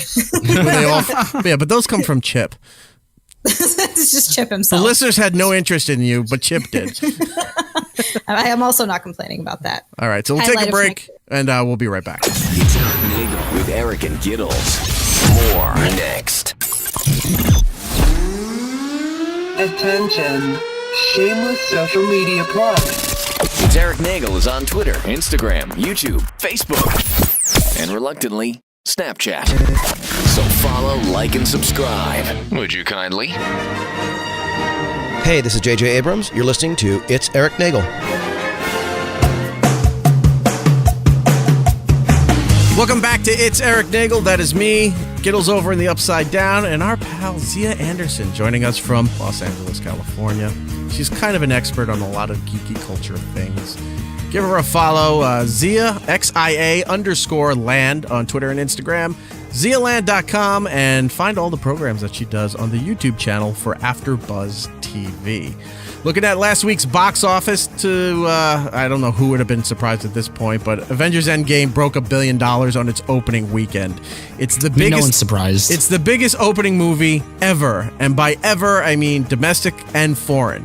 The entire world, there's no movie that opened bigger than Avengers Endgame. I mean, it was like playing every 10 minutes in every single movie theater in the world. You know what I mean? Like, if it didn't do that, I would have been like actually disappointed. In the United States alone, it was opened in 4,662 theaters. It was playing 24 hours at theaters here. Like, there was theaters you can go to at 3:30 in the morning and sit down and watch, you know? But that doesn't count multiple openings in said theater. These are just theater complexes. Yeah, that's crazy. Insane amount of money being made for that. And guess what shot up to number 2 because of that? Captain Marvel is now at number 2. It was number 4 last week. It was dropping down to almost 10 because it's been out for well over a month or so. And it made even more money leading into this movie. People went to go see that. So now it's back at number 2. Because they were probably like, oh, it's sold out. Well, what should we watch? Well, you might as well watch Captain Marvel, refresh ourselves before we actually do see Endgame. That's probably what happened. Then coming in at number 3 was The Spanish Conjuring, The Curse of La La La La La. I can never pronounce that name. Because you're not trying. No, I'm not trying. It's La Llorona. La Llorona? Llorona. 2 L's is L-Y, right? It's like an E sound. Yeah, so that movie, Spanish Conjuring. Number 3. Conjuring. Number 4, Breakthrough. I don't know what that movie was. Who was in that? Nobody of note. All right, don't worry about that. And number 5, Shazam. Shazam was cool. It was number 2 last week. Now it's number 5. And then, if anyone cares about number 6, Dumbo. Opening up for the rest of the month, by the way, I think Endgame's going to be number 1 for a while. Mm-hmm. Probably. Next weekend's movie openings here. The only big one I can see as an alternative for seeing Endgame for families or what have you is Pokemon Detective Pikachu. Yeah. I kind of want to see that, but I don't think I'll be surprised if it becomes number 1 next weekend and beats Endgame. I don't think. Maybe who knows how many times people are going to go see Endgame this week. That's true. And Pokemon fans are pretty hyped for it. Oh yeah, they're very hyped, and they spent a lot of money too. They did, and it looks like decent. I'm excited. Like even just the trailer, watching it. I'm not hating the CGI. I'm not hating it either. I want to see it, but I don't know if I go to the theater sale. Like I would definitely rent it off of iTunes if it was on demand or something. I gotta watch that in theater. I want to see Mewtwo like huge on the screen. Do you think The Hustle is going to beat Endgame next week with Anne Hathaway and Rebel Wilson? I don't even know what The Hustle is. Nobody does. It's basically another sort of rendition of Ocean's 8 where they're like, yeah, let's do all female cast because look, it's good. Gotcha. It's another one of those. The following weekend, May 17th, this movie is going to do good for families. A Dog's Journey. I can't see these kind of movies. Anything with a dog like that where there's sadness, I'll just lose my shit. So because the dog dies at the end. The dog dies at the end of every dog movie. No, I think this one has it's a sad journey, but has a happy ending. Oh, it's not like Marley. That sounds even worse. To me, that movie just looks so stupid. It does, but do the dogs talk in it, or is it just like walk around? It talks in its head, I think. Oh, I hate this. Yeah. Because I think the point of this movie was the dog was a family dog, and the dog dies, and then is reincarnated into another dog just to keep an eye on the daughter of the family as she grows older. Ugh. Mm-hmm. But it's a gag fest. Yeah. But the more important movie is John Wick 3. Yay! Parabellum. I'm very excited about that. Do you watch the John Wick movies, Zia? Yes, I'm really excited for this one. The first 2 were so good. Yeah, like now, if we're talking about a dog's journey, John Wick is a dog's journey. Exactly. Yeah, because you'll watch this. Like, had he not shot, everybody said, had you not shot his dog, none of this would have happened. Exactly. It's true. And John Wick was like, you're going to shoot my dog? All right, fuck you. I'll kill everyone on earth. Great. I love these movies, though. They're so much fun. Oh, they're so great. And it's good to see Keanu Reeves in something again. It feels like it's been a while. So, yeah, it's like the perfect role for him. Mm-hmm. So that brings to question then May 17th for John Wick 3. Does that unseat Endgame for the number 1 movie? I'm going to guess not. no. I'm going to say no. Because right now you're looking at least 3 weeks of this movie being number one if Detective Pikachu doesn't knock it out of the number one slot. And it's also going to it's still going to be having a lot more showings still in these same theaters than these other new movies are going to have. I mean, like, there's still probably going to be more Endgames playing in the theater at the same time John Wick comes out. You know what I mean? Possible. At the same theater. Now, if that doesn't happen, you go to the following weekend, the last weekend before Memorial Day weekend in May. May 24th, you have Aladdin, the live action one. That's the one I could see probably unseating it at that point. 4 weeks in. I don't know, though. Dude, Black Panther was out there from like February till like June or some shit. 6 months. What? Yeah, just like it didn't stop.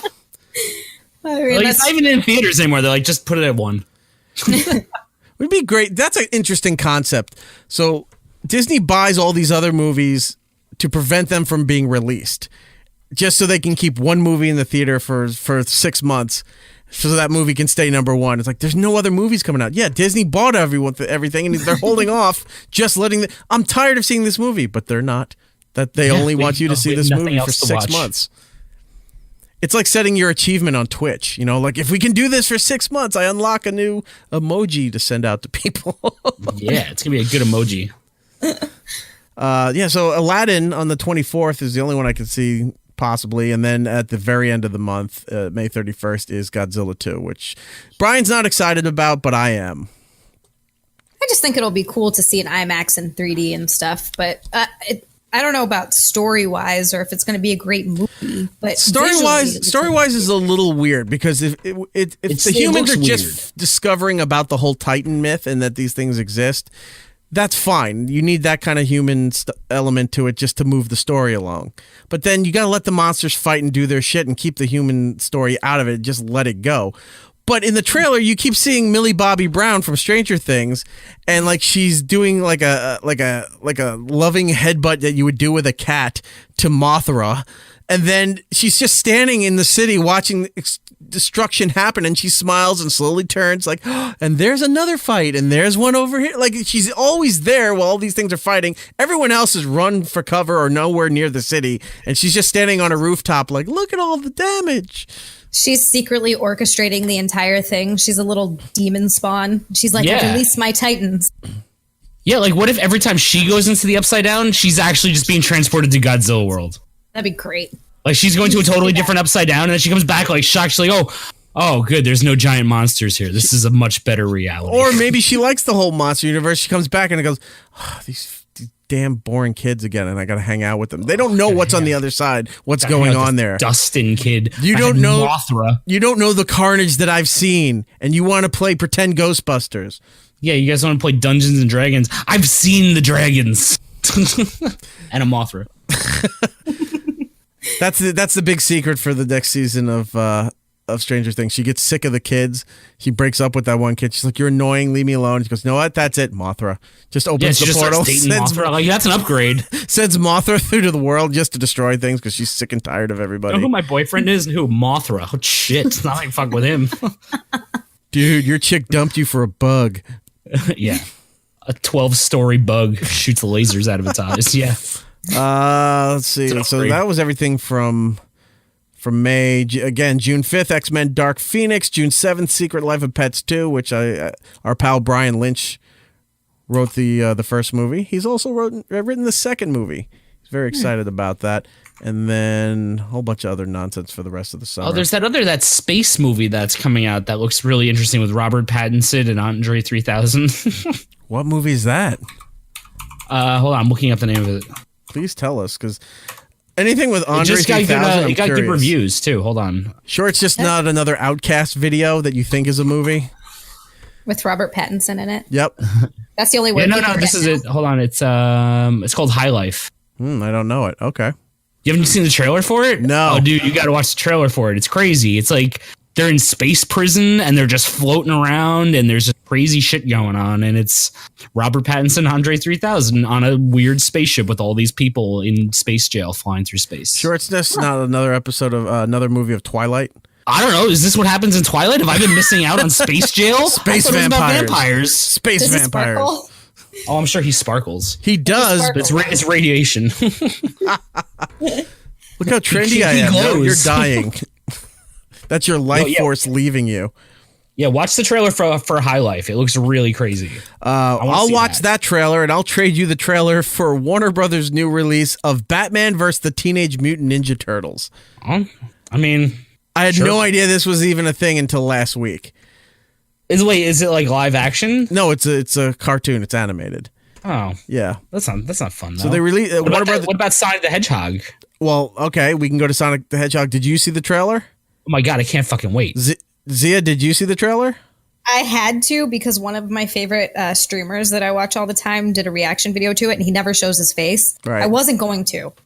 He had to see his face. I had to see his face. He had one chance. Did he like the Doctor Strange 14 billion opportunities? This is the one chance to see his face when the Sonic trailer was dropped. And to see, because I knew what his face was going to look like when the Sonic trailer dropped. So I had to, and it was everything.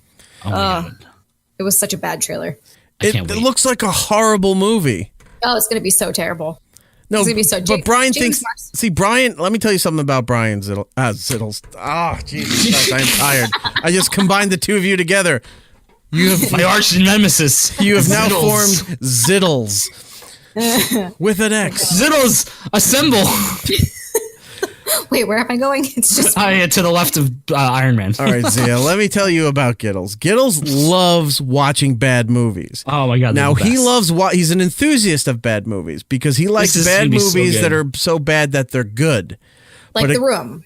Oh, I love The Room. Room's great. I also just like terrible movies in general. I've never watched The Room. Oh my God, Eric! Never watched The Room. I've met Tommy Wiseau so many times. I was like, I don't even want to know what you're about. I don't care. Well, you've been in a room with him, so that's close enough. Yeah, that is close enough. I'm done with it. Yeah, too many times with him. I don't care.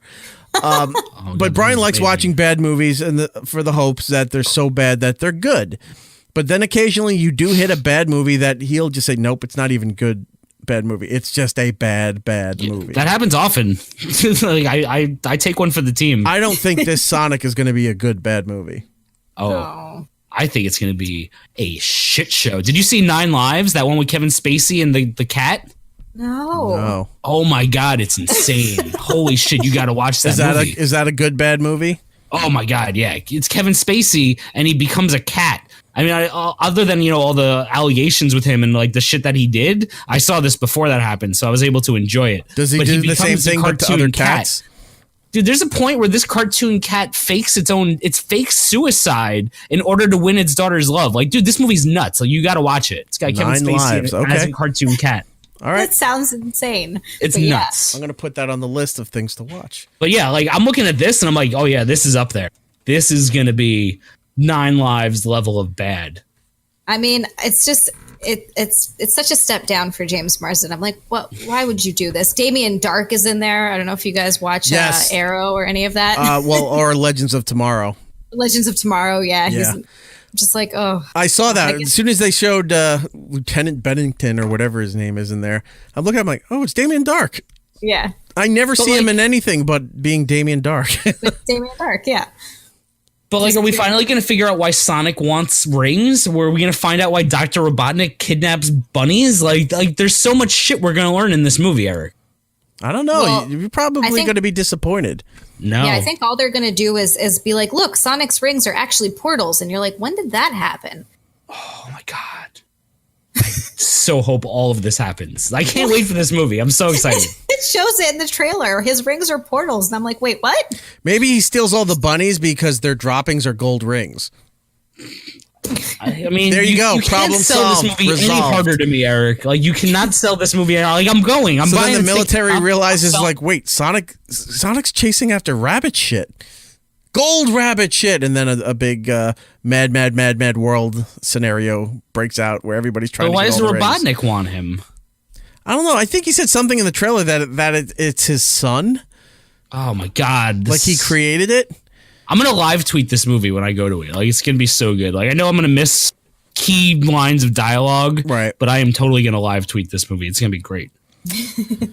Yeah, well, I was not too thrilled with it. I'm not worried about annoying anyone else in the theater because I guarantee you there won't be anyone else in the theater. I'll live vicariously through you, Gittles. You can. I saw Gotti in theaters. That shit was great. Maybe you could do another bonus episode like you did for Gotti. Oh, I'll do bonus episodes for every terrible movie, Eric. All right. Moving on to some Netflix updates. May 8th, Lucifer, season 4, finally is here. Now, I found out before the show that Zia is not a Lucifer fan. Yeah, sorry. What don't you like about it? You know what? I can't even say anything. I just haven't watched it because the previews and what I've seen of it just looks so bad. Plus, it technically was it was a network show, right? It was Fox. Yeah, Fox picked up the option from DC to make Lucifer. Okay, yeah. I don't know. I haven't had good experiences with those shows so far. I tried watching Gotham and it was awful. Yeah. I tried Gotham started off okay and then really went like that first season. You're like, okay, it's not bad, but then by the end of the first season, everyone's complaining. They're like, this is like Law and Order. Why am I watching this show? And then they completely revamped the show for season 2, and they're like, okay, it's getting better, and then it goes in all these weird directions, and then nope, I'm out. And then I forgot that the series finale was like 2 weeks ago. I was like, oh, I guess it ended. All right.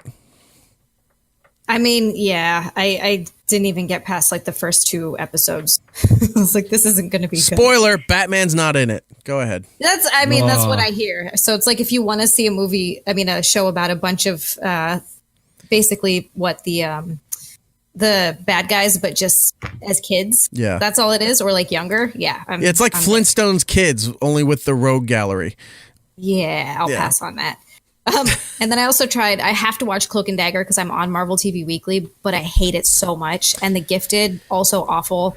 Yeah, I gave up on all those shows. And what was the other X-Men? Legend, right? The Legendary or whatever it was that was on FX? Legion. Legion, yeah. I love. Legion is great. I gave up on the first season of that too. I didn't ever finish it. I really like that show. Legion was crazy. Mm-hmm. Well, Lucifer. It was a mind fuck, but in a good way. You're going to have to give Lucifer a chance. All 3 seasons are up on there. Okay, since it's on Netflix, I might try again. It just looked bad, and usually whenever the shows look bad, and then because I didn't watch a lot of those until later. I didn't watch The Gifted until the 2nd season, and then I didn't watch what was the other one? The Runaways, also until the 2nd season, because the first season to me just looked so bad. Right. And I was right. I hated it. Well, the thing about Lucifer is like it's not really a good show. It's just like it's like kind of fun. Like it's not you're not gonna walk away from being like, wow, that was a really good episode. Like I'm like really into this. It's like a fun It's show a very interesting it's take. goofy. It takes jokes at itself. Like it's not too like serious. No. All right. It's not like Gotham. Okay, that's promising. It's a very interesting take on the devil, where he decided that he was going to retire from hell, and hell's just there's just a void down there. Nobody's running hell while he's in Los Angeles. So it's interesting to see where everything's been building up. You know, God's involvement and biblical characters showing up here and there. And yeah, it definitely falls on the line between like funny and serious. It's not a heavy show by any means. Okay. Something to think about. I will watch a couple of episodes just to see, because now I'm curious. Because now, I mean, since you say it's good, you seem to like most things that I don't hate. So, you know, who Giddles or me? Promising. I mean, I think it's like entertaining. Like, I don't really watch most of it. I watched like half of the first season. I was like, but I watched like half of every season I like, and then kind of give up on it because I'm just a weirdo. Other than like Game of Thrones, but what I watched was interesting. Yeah, I just got burned out on shit. Well, if Lucifer's not really your thing, this might be right up your alley. For May 31st, Amazon Prime's Neil Gaiman, Good Omen. Yeah, so excited about that. So excited. Let me ask you, hold on. Let me ask you why you're excited about it. Is it because it's a Neil Gaiman story, or is it because David Tennant's in it?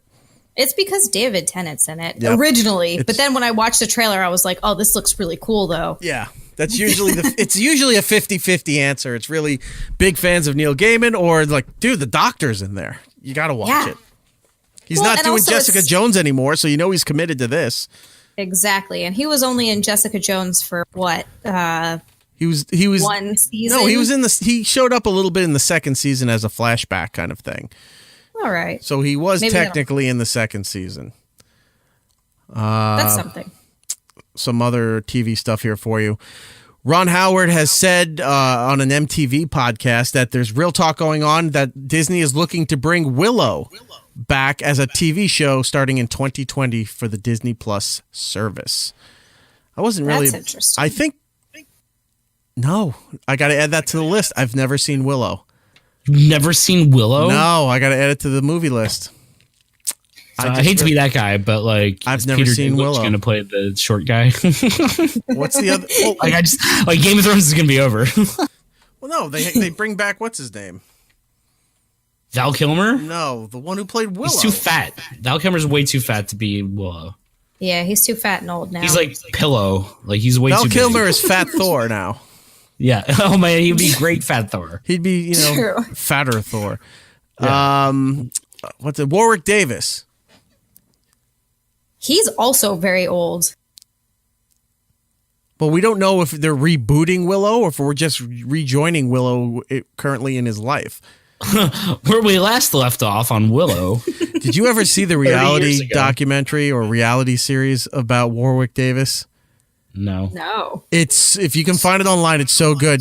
They constantly have these candid shots of him stepping on these little lifts to try to get him into an SUV that he drives.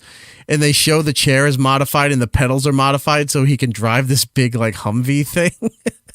And they always show, whatever's going on, they always show this long, dramatic attempt of him trying to get into the car or falling out of the car wherever his destination is. It's really funny and cruel at the same time, but it's like, God bless them for leaving this in. They didn't edit it out. Well, when did they make this documentary? How long ago was it? Not that long ago, a few years ago. I think it was. Wow, that's surprising. I think it was a British import thing. Let's see, what's it called? Warwick Davis documentary. Life's Too Short. Oh, it was a documentary TV series following him around for his life. It says from 2011 to 2013. Yeah, it was British produced, so that probably means maybe it's like 6-8 episodes, because their production schedule for British television stuff are a lot different than how we do it here in America. What did they do production-wise for that? Looking around here, it's produced by Ricky Gervais. Oh, that's cool. Creators and produced by Warwick Davis, Ricky Gervais, Stephen Merchant. All right, so yeah, I didn't realize that Merchant was in it too. I forgot about the Gervais part, but yeah, you should watch it. It's pretty funny. I remember watching it. Just those car scenes alone of him trying to get in the car and falling out of the car, and then trying to walk his dogs. Good times. Anyway. So Will might be coming back, and also finally for television that they had announced that Child's Play, after this movie that's coming out, will then be made into a television series for the Sci-Fi Network, also debuting in 2020. I don't really care that much about Child's Play. When that movie came out, I don't care about Child's Play. Yeah, I mean, they're okay, but it's like, nah. I'm not a big horror fan to begin with. I know Giddles is more of a horror fan than I am. But I never found the lore to Child's Play. Like, it was never in the same league as Halloween or Nightmare on Elm Street, or what's the one with Pinhead? Hellraiser, things like that. I never thought it was in the same category with. Oh, it's not. It's really stupid. Like, you ever seen the first Child's Play? Dude, the first Child's Play is hilarious. The first line out of Chucky's mouth, when he finally does talk, when he comes to life, is just like, I'm gonna fucking kill you, you stupid bitch. Like, it's just like the stupidest line that, like, the first time I heard it, I burst into tears laughing, and I was like 10. Because it was just so ridiculous, because you're expecting him to, like, say something like creepy or, like, you know, just like not that ridiculous with the voice. It's like, I'm gonna fucking kill you, dumb bitch. You're like, whoa, like, that went from 0 to 60 fast. Right. Chucky, calm down. You don't gotta kill everybody. A couple of deaths we should acknowledge before we leave here. Director John Singleton died. Yeah, earlier that's this sad. week. He was young, right? Yeah, like 51. Yeah, he Jeez. had a stroke and then died later from complications from the stroke. Like, the stroke didn't get him, but the complications later on. I mean, that's usually what happens with all that stuff. Sometimes a stroke will take you out right then and there. You know, Yeah. You don't, or if you linger for a few hours and stuff, and then you go. But sometimes people have strokes and they plow through it, and they're not the same as they once were, but they still live for a while. Oh yeah. And he unfortunately died of complications from all that. And that's sad. Very sad. You got to see his body of work, other than Tokyo Drift. Everything else was top notch. Great movie. And then also Chewbacca died as we're doing this show. Yeah, like Peter. Well, Mayhew. it was like 2 days ago, but the news just broke today. Yeah, today. Giddles reminded me that we met him back down at Florida SuperCon in Miami back in 2015. Yep. I forgot all about that. Yeah, we were waiting. It was when we got out of that weird Star Trek thing that we were hosting that we weren't supposed to host, and Erik was hosting it, and that was one of my favorite cringe moments I've ever witnessed. Please specify that it was not because I was hosting it. Oh no, it was because of like the whole situation that arose that you ended up having to host it. But yes, it was very, very much fun. Yeah, because Marina Sirtis was one of the panelists, and she was I don't know if I think she was fucked up. Well, no, the thing was, we thought we had her for a special private interview, right? Which was what we were supposed to have, but we didn't know is that they made Erik host like the Star Wars, the Star Trek Q&A thing, a Q&A thing, and like Erik had to host this, and he had like no prep. It was just like, oh, we're not doing an interview. Oh, I have to host this right now. We had prep for the interview. We did not have prep for this whole thing that they were doing. But that's what I'm saying. Yeah. You didn't have prep for that. You had prep for the interview. And the whole time, like, well, you have to do this. And we made him do it. And it was so awkward. And she was getting so salty with Erik. She was just being a bitch. She was talking about, British football and how because I at that time too I said, well, I remember this question. I said, they're just reissuing the entire series of Next Generation where they cleaned it all up because it was all shot on film, so they were able to modernize the special effects and the audio and really clean it up and make it look great like a movie. And I said, what do you think about that? And she started screaming how she doesn't get a dime from that thing. She doesn't give a fuck about that stuff. Yeah, it was great. Wow. There was somebody else I mentioned that she said she hated that person. I think it was John. Was it John Stewart? There was some altercation that she had, and she went off on that. And then Walter Koenig, Chekhov, was also on the panel, and he was eating a giant pretzel and couldn't be bothered. And then finally he got up at one point while she's talking and yelling and ranting about, the new Star Trek. At that time, too, the new Star Trek movie had just come out or was coming out. And she's shitting all over J.J. Abrams, too, and Paramount about not having a Next Generation movies continue.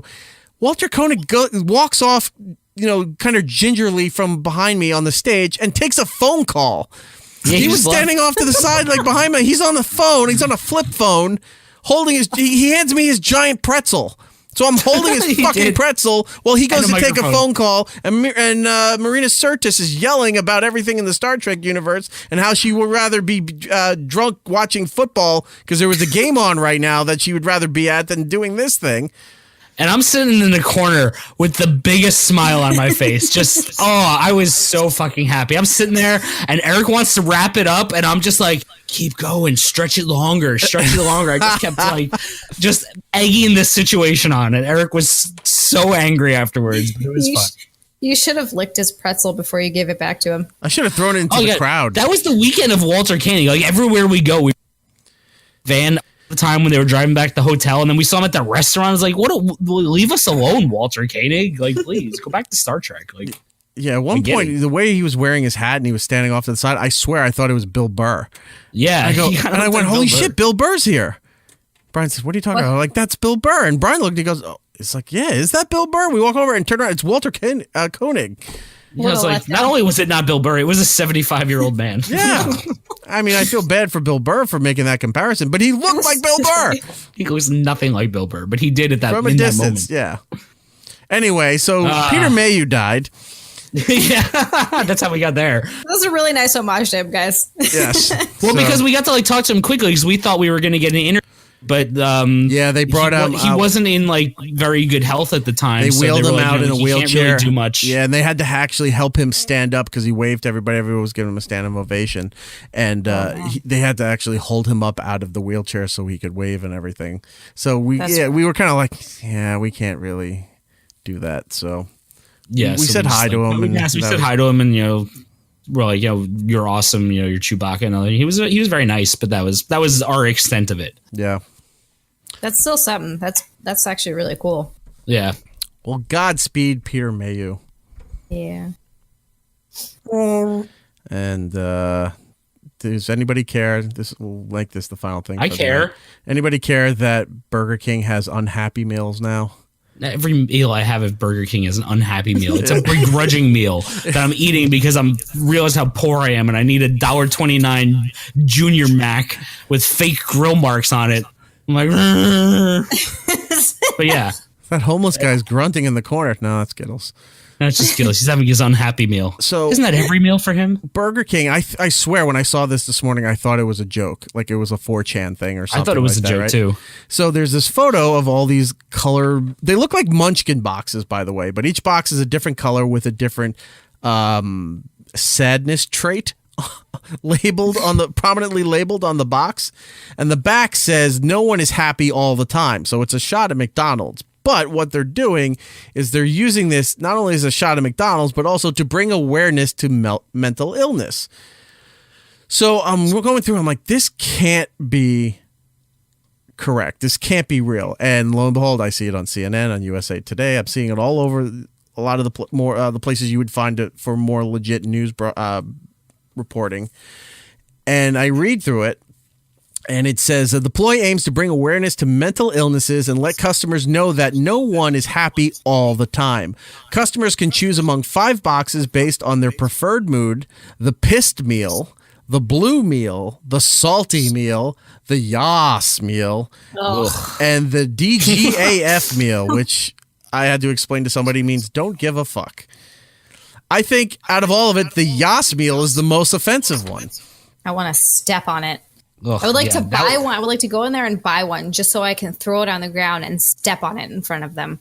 You should do it. And you should hashtag it like unhappy meal or something. I should. So I'm reading this and all I can think of is, well, what kind of toy does it come with?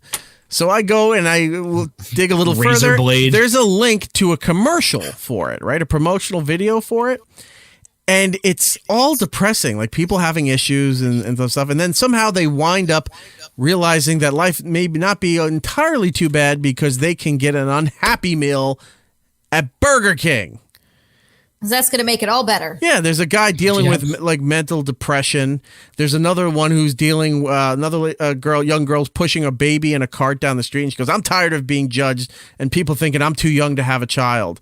And then there's another one where that's not mental illness. No, I know. That's just a shitty situation. That I'm not a good mother. That I won't be a good mother. There's this redhead girl who's in high school and goes over to her locker and somebody carved out skank on her locker, right? So she opens her locker, put her stuff or get her stuff or whatever, and then she's kind of crying and feeling shitty about herself. And then it goes to somebody else. This guy's like, oh my God, I have so much in college debt. I'll never move out of my parents' house. And then it cuts back to her, like she's walking down the hall, she's crying. Like this whole weird montage of shit. I'm like, how is this helping? Yeah, first of all, none of that is mental illness. Second of all, could have done when she's crying and then it cuts to a montage of her with a gangbang and like 20 dicks of the football team. Yeah. that would have been a much better commercial. And even that's not mental illness, that's just shame. That's just shame. Yeah. That's their idea of mental. See, this. Oh God. This is why people don't understand mental illnesses. Exactly. Because these commercials are just like, stubbed your toe, you got a mental illness. Like, no, I don't think that's right. I'm just crying because I stubbed my toe. Not I'm crying because I know the existential pain of not knowing my toe doesn't matter. You know. Jesus, it's like it. Why does my toe exist? What is it meaning? Yeah. It's meaning. But it's like the same thing when people are stressed out and they're like, oh, I have anxiety. I'm like, I want to punch you in the face right now. Yeah. Because I have an actual anxiety disorder. It's really shitty. And you're trying to tell me that your stress is anxiety. It's the same sort of thing. And people just trivialize it because they're like, oh, I know what that is. I have depression because I'm sad sometimes. And you're like, no, it's not the same thing. I get really annoyed at people about that too, because they're like, "I'm so depressed." And I'm like, "You have no idea what depression is." No. I'm like, you saw something. You're upset because you didn't get tickets to a concert. That is not depression. That is just you're just having a bad day. That's being spoiled. Well, I was thinking, I'm like, oh, maybe we'll play it on the show, but it's really more visual to get the understanding of it than with the audio in there. So just so you know that it's legitimate, it's on Burger King's own YouTube channel. Who knew they had a YouTube channel, but they do. Yeah, I did. It's on Burger King's YouTube channel. The video is called Burger King #Feel Your Way. So if you want to check this out and see the ridiculous of it just doesn't make any sense. Like, there's one guy that has some kind of depression issue, and then everybody else is complaining about the world around them. It's he's depressed because he's got IBS from his UnHappy meal. You know, that's what it is. I mean, last time I ate at Burger King, I was 8 and I got food poisoning, and I haven't been back since. Exactly. So like that's why everyone's sad there. He's walking around. He's just kind of like pushing his stomach in strategic positions, trying to get it to digest and move. Oh, this Whopper is really popping out my hernia. Poke it in there. No, sir. God. It's not a hernia. It's the king meal. Yeah. It's the crown poking through. Nice try, Burger King. Yeah. Get out of here. So, so if you want to go, everybody, let's go get depressed and go to Burger King. Why go to McDonald's and be happy, get a fun toy, maybe donate to the Ronald McDonald House that helps families of kids that have cancer. Let's just understand that other people are miserable, and you should be miserable too by eating miserable food and being told that it's but maybe it miserable works on that the way box. because, like, you know, sometimes, like, when you're depressed and you listen to depressing music, it helps. So maybe if you're depressed, you eat depressing food, it helps. Or this is your last meal before you do something. Yeah, I know it doesn't work. This is your last meal. You're depressed because this is your last meal before you do something that pretty much is going to be the last moments of your life. You're like, this is how I'm going out. Yeah, eating that meal because it's going to kill you. This chicken sandwich sucks. I should have went to McDonald's. It's not easy being the burger. Do you think McDonald's is sitting in their meeting rooms and they're just like, holy crap, this is a godsend.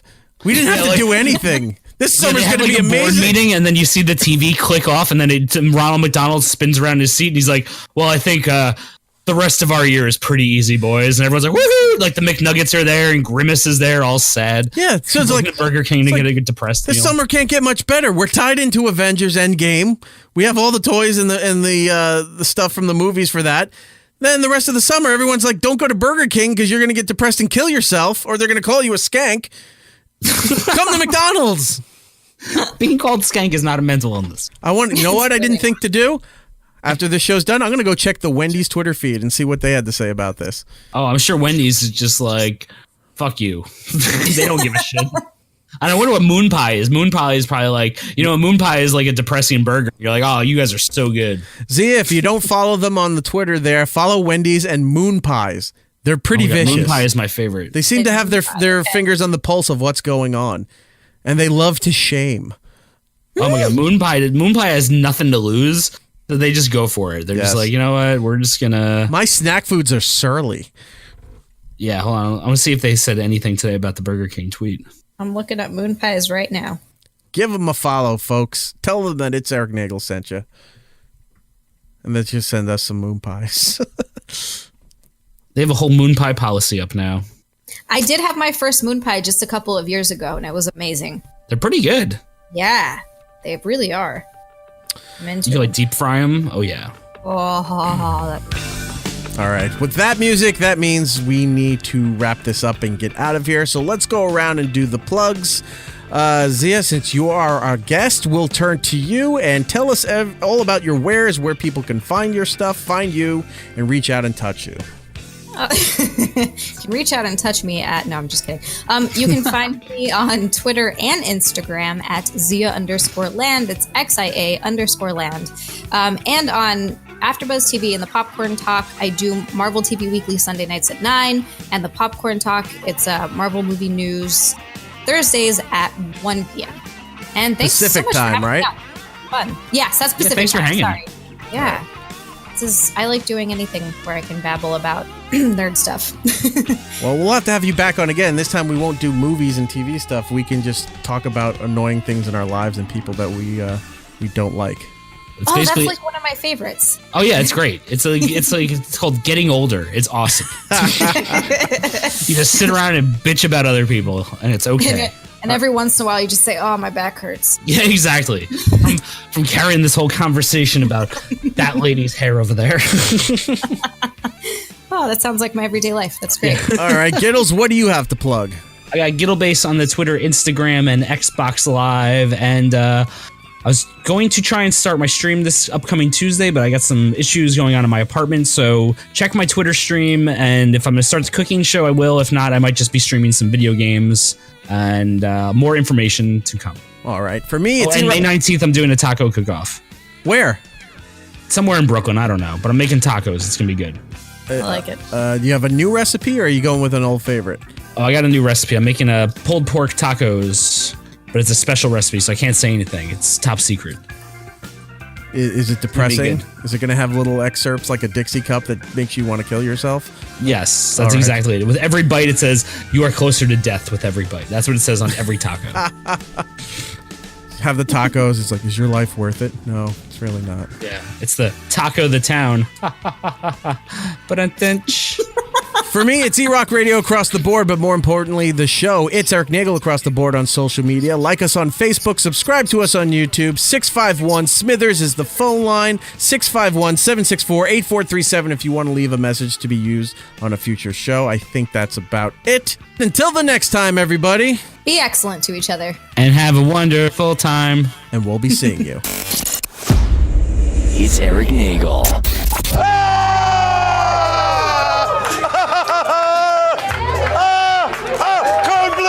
Cold blue! We got drinks on fire! Drinks on fire! The baby! Alas, we're out of time. Follow It's Eric Nagel on Twitter, Facebook, and Instagram. For ways to listen to the show, go to itsericnagel.com. And remember to tell 2 friends, so they can tell 2 friends. And those 2 friends can tell 2 friends.